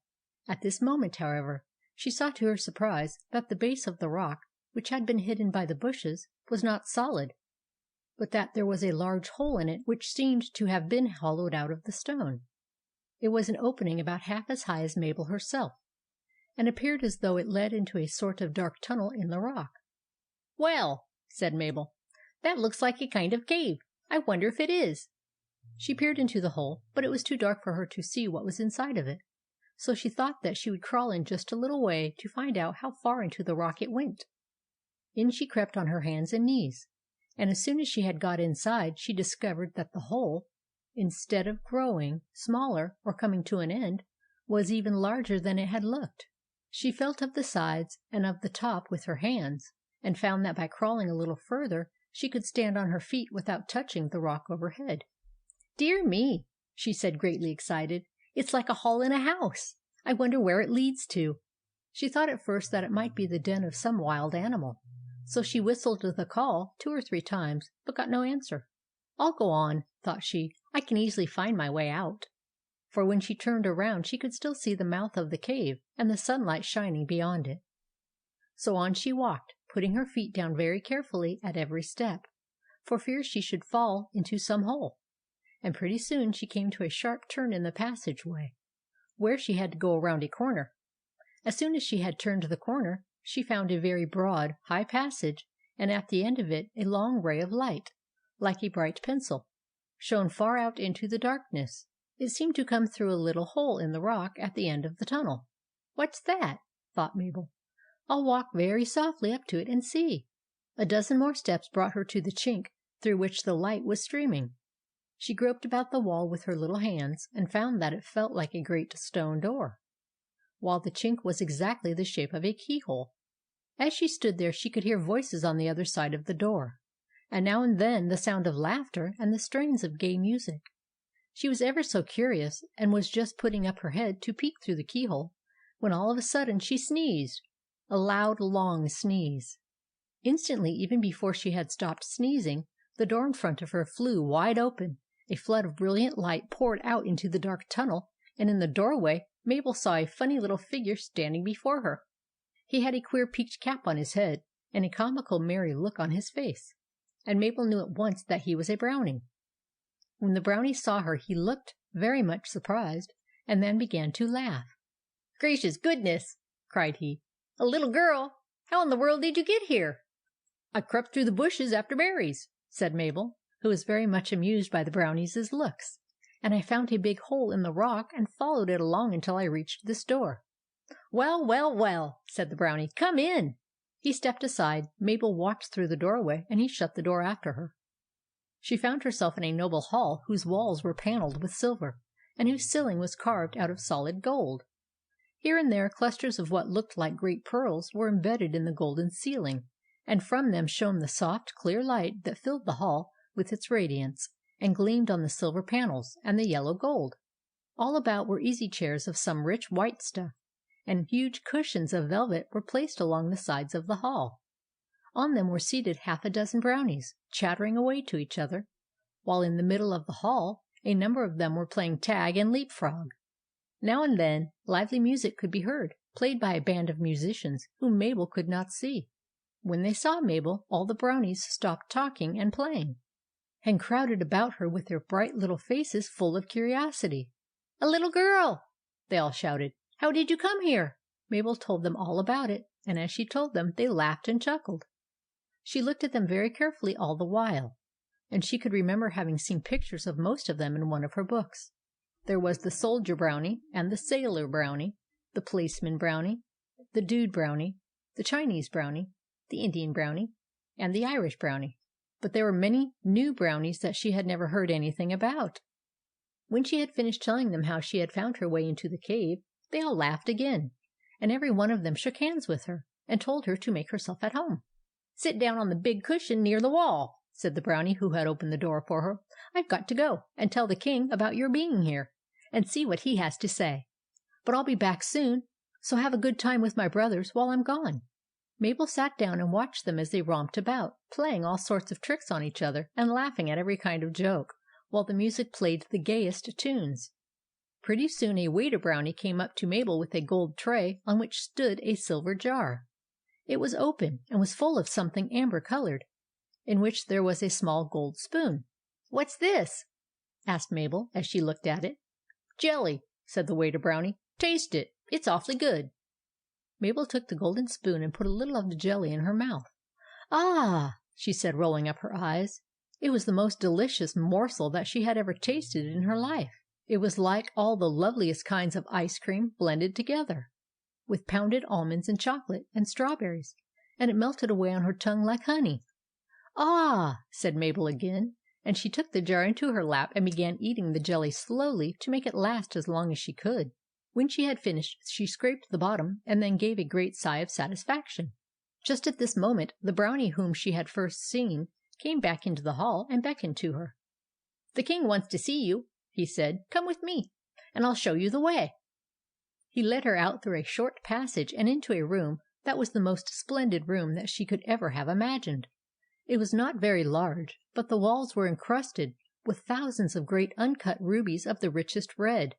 The ceiling was starred with diamonds, and the floor was of beaten gold. At one end of the room the Brownie King was sitting on a low throne. He was a jolly-looking old brownie, dressed all in scarlet, with a crown on the back of his head. Beside him was a pipe with a long stem encrusted with diamonds, and on a table near him stood a large gold mug with a lid. His brown eyes twinkled when he saw Mabel. "Aha, little girl," said he. "Come in. I want to see you, for you're the only little girl who ever found her way to our house, and no little girl will ever be able to do it again. So I want you to have a good time while you're here, and carry away many pleasant thoughts of the brownies. Did you enjoy yourself in the great hall?" "Oh, yes, King," said Mabel. "I had a splendid time there, and some jelly." "What's your name, dear?" asked the King. "Mabel." "Well, Mabel," said he, patting her on the head, "you must let me give you something to remember the brownies by." Then he turned to Mabel's guide and continued, "Show Mabel into the treasure room, and let her choose any one thing that she likes for a present to take home with her." Then he took a golden key from his belt and gave it to the brownie, saying, "Go with him, Mabel, and select your present.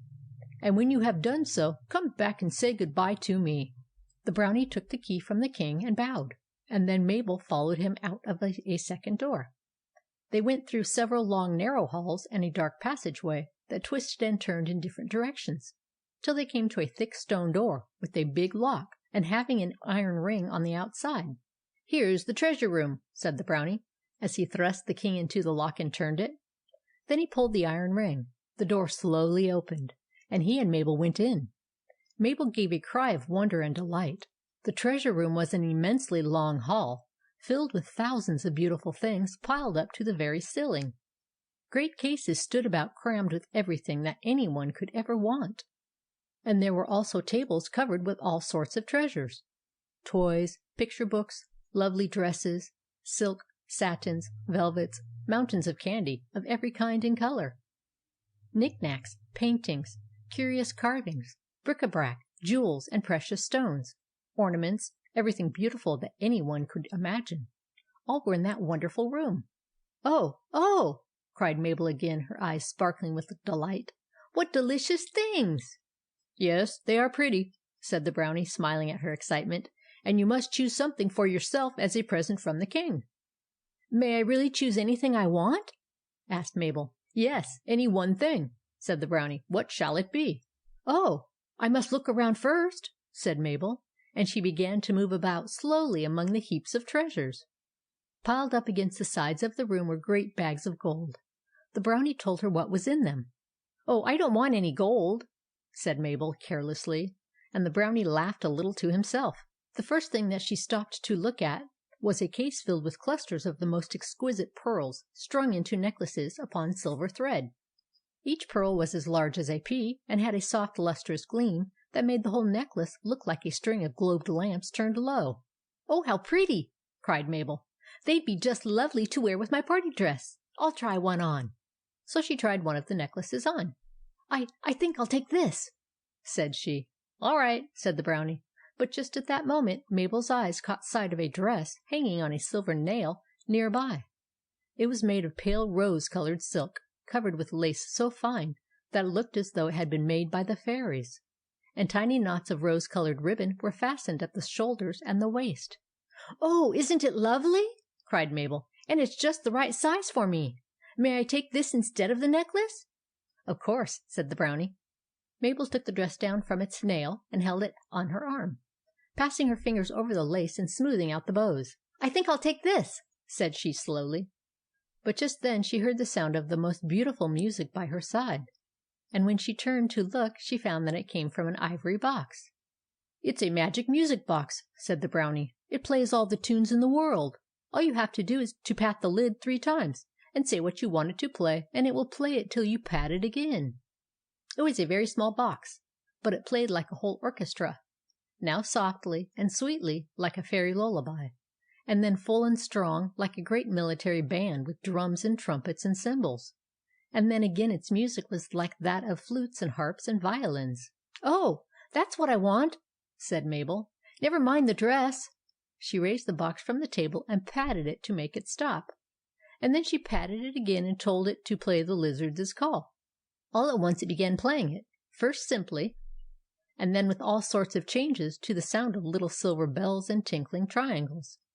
"Yes, I'll take that," said Mabel, and she was turning around to go when just behind her she saw what at first she took to be a little girl of about 3 years old sitting on a small velvet sofa. "Why, who's that?" gasped Mabel, greatly surprised. "That's a doll," said Brownie, "and I think you never saw one like it before. It can talk and laugh and cry and walk." "Can you talk?" asked Mabel of the doll. "Oh, yes," said the doll, smiling. "I can say 100 words." "Dear me," said Mabel. "How strange!" She put the music box down and lifted the doll off the sofa and set it upon the floor. It walked up and down 2 or 3 times and then said, "Put me back, please." "Well, I never!" said Mabel. "There's a whole trunk of clothes that go with the doll," said the Brownie. "Oh, that's what I want," said Mabel. "Would you like to go with me, Dolly?" "Yes, indeed," said the doll. "It's stupid sitting here all alone." "Well," said Mabel, "I think I'll take you."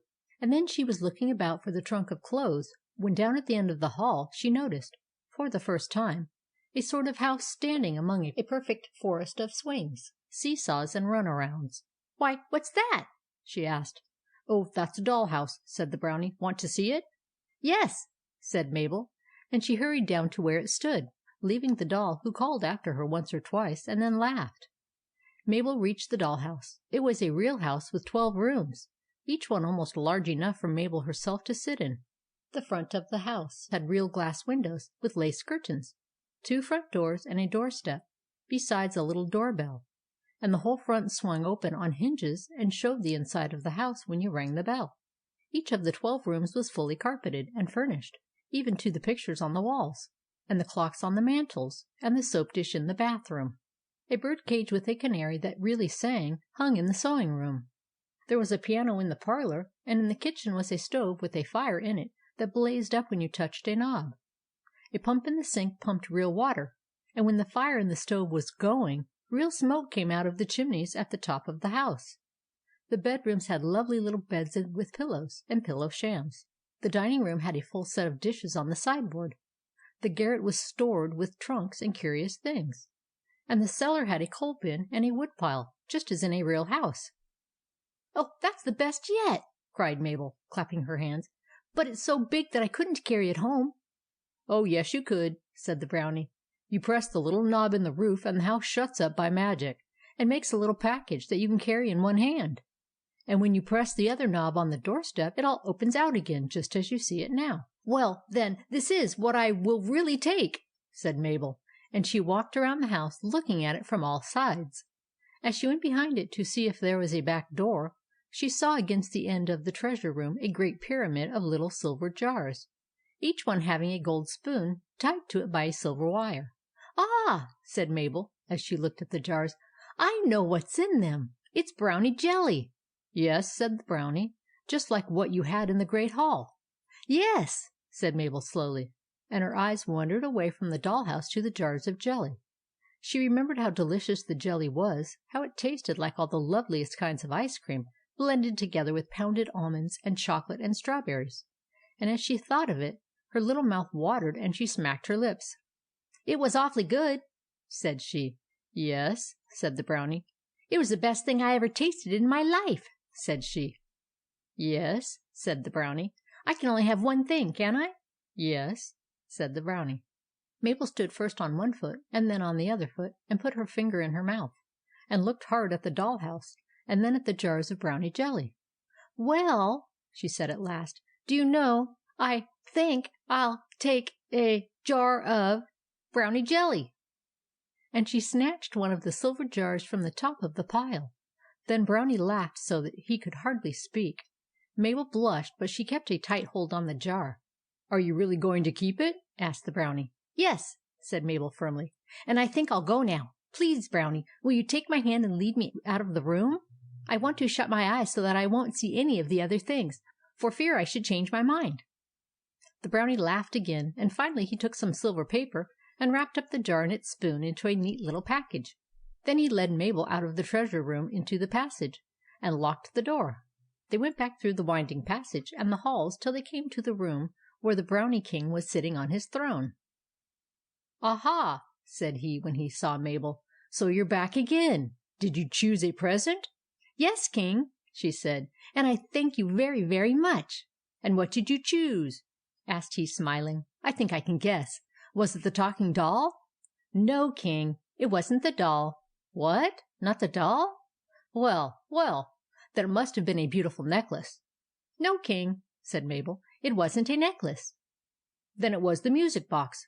"No, King," said Mabel, "it wasn't the music box either." "What? Why, I don't understand. Perhaps it was a lace dress." "No," said Mabel. "Oh, yes," said the King. "I remember. Of course, of course. It was the doll house." "No," said Mabel, "it wasn't the doll house." The King nearly fell off his throne, he was so surprised. "Then for goodness' sake," he said, "tell me what it was." "Well," said Mabel, looking down, "it was a jar of brownie jelly." The King lay back on his throne and shook with laughter till Mabel thought he would fall to pieces. "Ha, ha, ha, ha!" he roared. "A jar of jelly? A jar of jelly?" "Yes," said Mabel, "it's the best thing I ever tasted." "Ha, ha, ha! A jar of jelly!" cried he again. "Well, well, you're a real human little girl, aren't you? A jar of jelly!" Then he stooped down and patted her head and said, "Well, good bye for now, Mabel. I'm sorry to have you go, for you've given me such a good laugh. But no little girls ever come here, nor any other human beings, so I suppose I shall not see you again. Good bye." And then he began laughing once more, and the last thing that Mabel heard him say was, "A jar of jelly." She went back into the great hall to say good bye to the other brownies, who all shook hands with her and patted her on the head. And then the soldier brownie brought a torch and said that he would light the way for her out of the cave. So the great door was opened again, and Mabel went out into the dark tunnel, the soldier brownie going ahead of her with the torch. When they had turned the corner and could see the daylight glimmering at the entrance of the cave, the soldier brownie in his turn shook hands with Mabel, said good bye, put out the torch, and quickly disappeared around the corner. Mabel heard him going back to the stone door, and soon she heard it open and shut again. And then she crept out of the dark hole, through the thicket and the blackberry bushes, and ran home as fast as she could, leaving her sunbonnet and her basket of berries on the ground, but hugging the jar of jelly tight in her arms. Grandma was sitting on the veranda when Mabel ran up, all out of breath. "Oh, Grandma, Grandma!" she cried. "Where do you think I've been?" "Why, down in the woods, I suppose," said Grandma. "Yes, but where else?" "I'm sure I can't guess," answered Grandma. "Well, Grandma, I've been in the Brownies' home, visiting the Brownies." Then she told the whole story just as it has been told here. And when she finished, she cried out, "There now! What do you think of that?" Grandma smiled and patted her little girl's head. "I think," she said, "that somebody fell asleep in the woods and had a beautiful long midsummer dream." "Oh, no!" cried Mabel. "I didn't dream a word of it. It really, really happened to me. And I was just as wide awake as you are, Grandma. Truly, truly." "Well, well, Mabel," said Grandma, "of course you think you saw all these strange things. But there are really no brownies nowadays outside of picture books, so you see you must have dreamed it." "Did I dream this, Grandma?" asked Mabel, suddenly holding up the package wrapped in silver paper. Grandma looked surprised, and took the package and unrolled it. Out came a beautiful little silver jar with a silver lid and a gold spoon fastened to it by a bit of fine silver wire. On the top of the lid was carved a picture of the Brownie King, and his crown upon his head, and the same picture was cut on the handle of the spoon. Grandma's eyes opened very wide. She did not speak for a long time, and then she said, "It's all very curious, Mabel, and I will not speak about it just now. It is time for you to have your supper and be put to bed. But tomorrow morning after breakfast I will go with you to the woods, and you can show me the place where you found the entrance to the cave." So the next morning Grandma and Mabel went together down into the woods, and Mabel led her to the thicket of blackberry bushes. Sure enough, there lay Mabel's sunbonnet just where she had left it the day before. In the bushes they also found the basket nearly full of berries. Mabel showed Grandma how she had crawled through the bushes to the great rock. "I'm pretty old to creep on the ground," said Grandma, after peering into the thicket, "but I think I'll try it, just for once." So she actually got down on her hands and knees and crept in among the bushes just as Mabel had done. But when she reached the rock on the other side, she found no opening, for an enormous stone had been wedged into the hole, so that hardly a crack was left. Grandma took both hands and tried to move it, but it was too heavy and was wedged in too tight, and when she gave it up, she heard a little laugh on the other side of the stone. She crawled back to where Mabel was waiting. "There's no hole now," she said. "It's been stopped." "Yes," replied Mabel, nodding her little head wisely. "The King Brownie said that no one would ever get in again." They walked home together, and Grandma kept very silent about it all. That day Mabel gave her a taste of the brownie jelly, and every day she herself ate just one spoonful of it till it was all gone, and then she put the empty silver jar and the spoon on the shelf in her own room, to remind her of the time when she had visited the Brownies. End of chapter 11.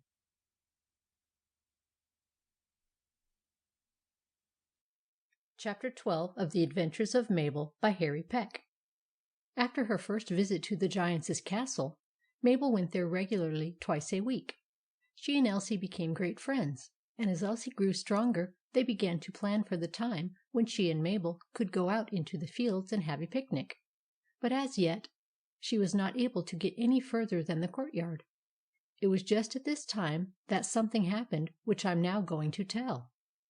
Over the hill beyond the brook, where the frogs were, stood a small white house, and in it lived a little boy about 7 years old, named Jack. He had not lived there long, so that Mabel did not know him very well. But he had come to her house once or twice to see her and Walter, and they were getting to be pretty well acquainted. One day Mabel was sitting on the lawn playing with Towser, when Jack's father came by, walking very fast and looking anxiously in all directions as he walked. When he saw Mabel, he stopped and asked, "Have you seen anything of my little boy today?" "No," said Mabel. "He hasn't been here." Jack's father didn't wait to say anything more, but hurried on up the road. He had been gone about an hour, when back he came, still walking very fast and looking all about him. "Did you find him?" asked Mabel, as he passed by the gate. "No, and no one has seen him anywhere. I can't think what has become of him, for he's been away since 10 o'clock this morning, and it's now 2. He didn't come home at noon for dinner, and I fear that something has happened to him." "Well," said Mabel, "if I see him, I'll tell him that you are worried about him." "Thank you," said Jack's father. "And please ask everybody that passes if they have seen a little boy in velvet knickerbockers and a Scotch cap." And he hurried away in the direction of his own home. Mabel thought it over for quite a while, and then she felt that it would be a good thing for her to have Rex saddled and to ride along the roads, asking whether anyone had seen or heard of Jack. So presently she was galloping past the Cross Dog's house and the Frog's Brook, and just as she was near Jack's house, she saw the butcher riding along in his cart. "Have you seen anything of a little boy in velvet knickerbockers and a Scotch cap?" she asked him. "Yes," he said. "I saw him this morning, going down the road that turns to the left after you go some distance past the hill. I've just told his father so, and he's got a horse and has gone to look for him down that way." Mabel let Rex walk as she went along in the same direction. She thought that if Jack's father had gone down the road to the left, there was no need for her to go that way too. Yet she decided that she would ride slowly along to meet the two when they came back. So she went on through the woods and past the kitty cats, and then she reached the road that turned to the left. Just at that moment she heard the sounds of a horse's hoofs galloping in the distance, and she stopped Rex and waited. Nearer and nearer came the rider, and presently Mabel saw Jack's father riding a bay horse and galloping up the hill like mad. His head was bare, his face was as white as a sheet of paper, and he was lashing the horse, whose sides and legs were covered with dust and foam. "What's the matter?" called out Mabel, as he plunged into the main road, where she was sitting on Rex's back. He pulled up his horse for a moment. "Oh!" he cried, "it's terrible! I heard that Jack had gone down this way, and I rode after him till I crossed a big stone bridge, and found a lot of men all dressed in red and working in the fields. When I asked them if they had seen my little boy, they told me that they had, that he had strolled down the road, and that a great giant had found him and carried him off to his castle. I didn't know there was a giant in this country, but there is, and they say that my little boy is to be eaten for his breakfast tomorrow morning." "What are you going to do?" asked Mabel, who was greatly excited by this news. "Do?" he cried. "Why, I'm going to get all the men in the town to come, with guns and axes and hammers, and break into the giant's castle and get my boy out." "I'm afraid a giant is too big for you to fight," said Mabel. "He could step on you and kill you with one foot." "So the men in the road told me," said Jack's father. "But I don't care. I'll do what I can. I'll burn and chop and slash, and if he kills me, why, I'd rather die than live without my little boy." Mabel looked very serious. "Stop a minute," she said. "I want to tell you something. Don't try to break into the castle, but just wait and let me see what I can do. If you will, I promise that Jack shall not be hurt." Jack's father stared at her in astonishment. "What, you, a little girl?" "Yes," said Mabel. "I know what I can do, and I promise you to bring Jack safely home by sunset. Wait at your house and see." "But, Mabel," said he earnestly, "you mustn't go near the giant's castle. You are too little to know what a giant is. He is a fearful monster, and if he sees you he will catch you and eat you at the same time as he eats my poor little Jack." Mabel smiled. "No," she said, "don't be afraid. I promise not to get into any danger, but I promise also to save Jack before sunset. Don't do anything till then."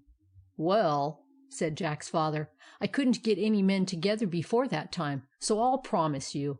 But be sure you don't run into any danger. I don't want you to be eaten too." With these words he whipped his horse and galloped away again toward the town to see if any men would help him attack the giant's castle. When he had disappeared down the road in a cloud of dust, Mabel patted Rex on the neck and spoke to him. "Rex," she said, "we've got a long, hard ride before us. But I want you to do your best so that I can keep my promise and save poor little Jack." She shook the reins, and Rex bounded forward down the road to the left. He flew along like an arrow. His hoofs seemed scarcely to touch the ground, as he strained his head forward and dashed over the road. His mane streamed in the air, his neck quivered, and he galloped faster than he had ever done in all his life. "Good, Rex!" cried Mabel, as he sped along with a flight like a bird's. On they went over hill and dale, on, clattering through the grass and woods, thundering over the great stone bridge, on between the fields where the men in red were working, on, never stopping till they dashed down the last hill, and found themselves before Cormoran's huge castle, with its mighty towers, its gilded roof, and its massive gateway. Mabel tugged at the chain, and the great bell clanged.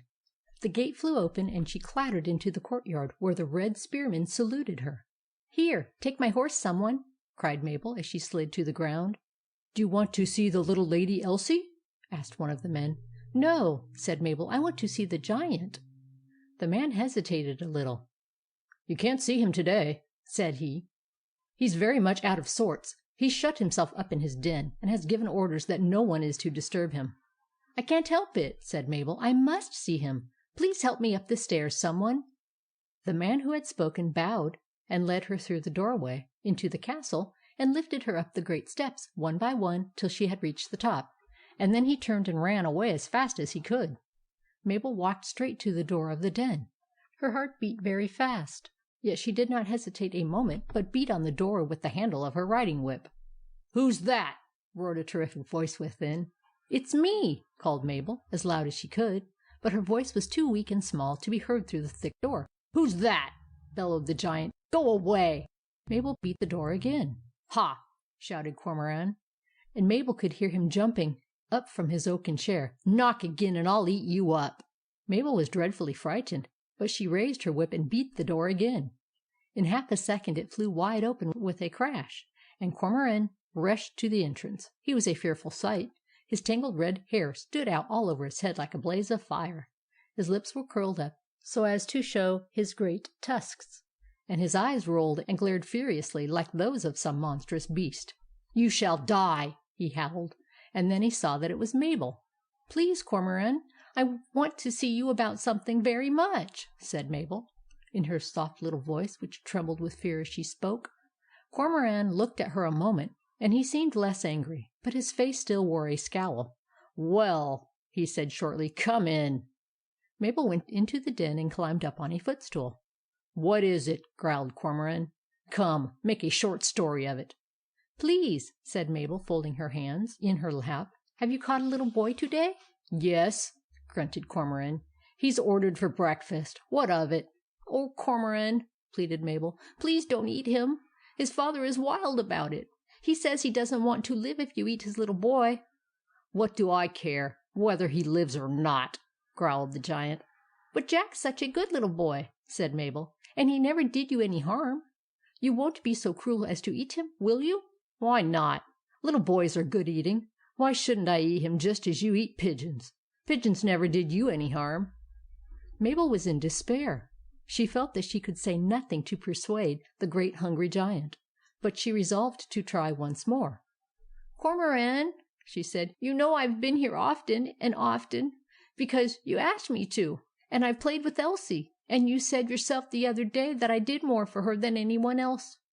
When I first came she was pale, and so weak that she couldn't walk, And now she's so strong and well that next week she's going out of doors again, just as well as ever. You love her ever so much, don't you? Well, Jack's papa loves him just as much as you do Elsie. And how will he feel when he knows that his little boy is dead? Now, Cormoran, if you think I've done anything for your Elsie, let Jack go for my sake, because he is my playmate too. If you will, I will love it better than the gold belt or than anything else, and I'll never forget it. You will, won't you? Please do." The great giant looked down on the little figure sitting on the footstool, pleading so earnestly with 2 big tears in her eyes. For a long while he kept silent, but a great gleam of good nature came into his eyes. His face softened, and at last he said, "Well, Mabel, I'd do almost anything for you. Come."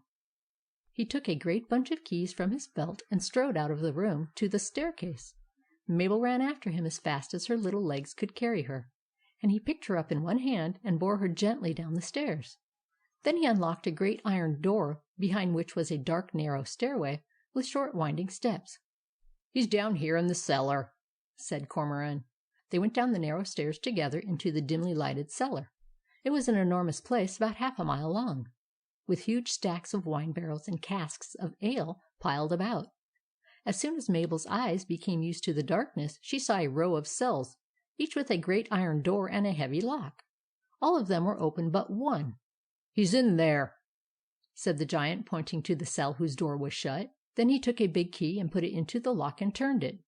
Mabel laid her head against the door, and then she heard a little voice inside the cell sobbing and crying. "Oh, don't eat me! Please don't eat me!" said the voice. It was Jack. "Will you let me open the door?" asked Mabel of the giant. "And please don't let him see you when he comes out. He'll be so frightened. As soon as I pull the door open, please hide behind the big piles of barrels." "All right," said Cormoran, smiling. Mabel knocked on the door with her little fist. "Jack!" she called. "Who's that?" said the voice inside the cell. "It's Mabel," answered she. "Oh, Mabel!" called the voice. "What are you doing here? Has the giant caught you too?" "No," said Mabel cheerily. "And don't be afraid, Jack. I'm going to open the door and let you out and take you home." Jack gave a shout of joy. Then Mabel took hold of the door with both of her hands and pulled with all her might. The door swung slowly open, and as Cormoran hid himself behind the barrels, out came Jack. "Oh, Mabel, Mabel!" he cried. "How did you get here, and how did you open the door?" "Never mind now, Jack. We must hurry home as fast as we can. Come." She led the way through the cellar, and Jack followed her, wondering. They went up the cellar stairs and out into the courtyard, where the men in red stood up and saluted Mabel with their spears. "Bring my horse out, please," said Mabel, "and be as quick as you can." They led out Rex and helped Mabel into the saddle. "Lift this little boy up behind me," said Mabel, and they did so. "Now, Jack," she said, "put your arms around my waist and hold on tight, and be careful not to fall off. Are you ready?" "Yes," said Jack, and Mabel spoke to Rex, and he started out of the courtyard, trotting till he reached the open road, and then breaking into a long gallop as he set his head toward home. Meanwhile, Jack's father had ridden about the country, and had collected all the men he could, to lead them against the giant's castle in case Mabel did not return by sunset. About 40 men had promised to help him, and he had gathered them all together into a company on the top of the hill near his own house. They now stood there, looking down upon the long stretch of road that wound around the other hills. Some of the men had guns, others had pistols, and some were armed with clubs and axes and pitchforks and crowbars and scythes. Behind the highest hill the great red sun was already beginning to set. "It's nearly time," said Jack's father to the men. "The little girl said that she would be back by sunset, and if she doesn't come, you may be sure that the giant has caught her and is going to eat her too." The men clashed their weapons and looked very fierce. "We'll save them both!" cried they. Jack's father kept his eyes on the sun. Lower and lower it sank behind the hill, until only the upper part of it could be seen. "It's almost gone," said he with a groan. "She's not coming back." "Listen!" cried one of the men. "I hear something." They all leaned forward to listen. A far-off sound like the beat of a horse's hoofs came faintly to their ears. "It's a horse!" cried one. "Look!" Far away in the distance a tiny cloud of dust could be seen. On and on, nearer and nearer it came, until they saw a black speck moving swiftly down the road, while the sound of galloping grew louder and louder. The men all strained their eyes. "It is a horse!" cried Jack's father eagerly. "Yes, and I see a little white figure on his back. It must be Mabel. Thank heaven she's not lost at any rate." Nearer and nearer came the horse, plunging along through the dust of the road. "Yes," called out one of the men, "and there's something else on his back, too. Beyond the little girl. What is it? Yes, why, it's Jack!" A tremendous shout went up from 40 throats. Every man flung his hat into the air, and next his weapon, all cheering, and shouting like mad. And then right into the midst of them, up the side of the hill, dashed Mabel, with Jack behind her, carried along by noble old Rex, who was covered with foam from head to foot. Mabel pulled him up, and he stopped, his flanks quivering and his nostrils panting. Jack's father rushed at his little boy, and snatched him from the horse's back, hugging him tight to his heart. The men swarmed around Mabel, and lifted her out of the saddle, and then 2 of them held her up high in the air, while the whole band formed a procession and began marching toward her home. They sang and cheered and shouted till the hillsides rang.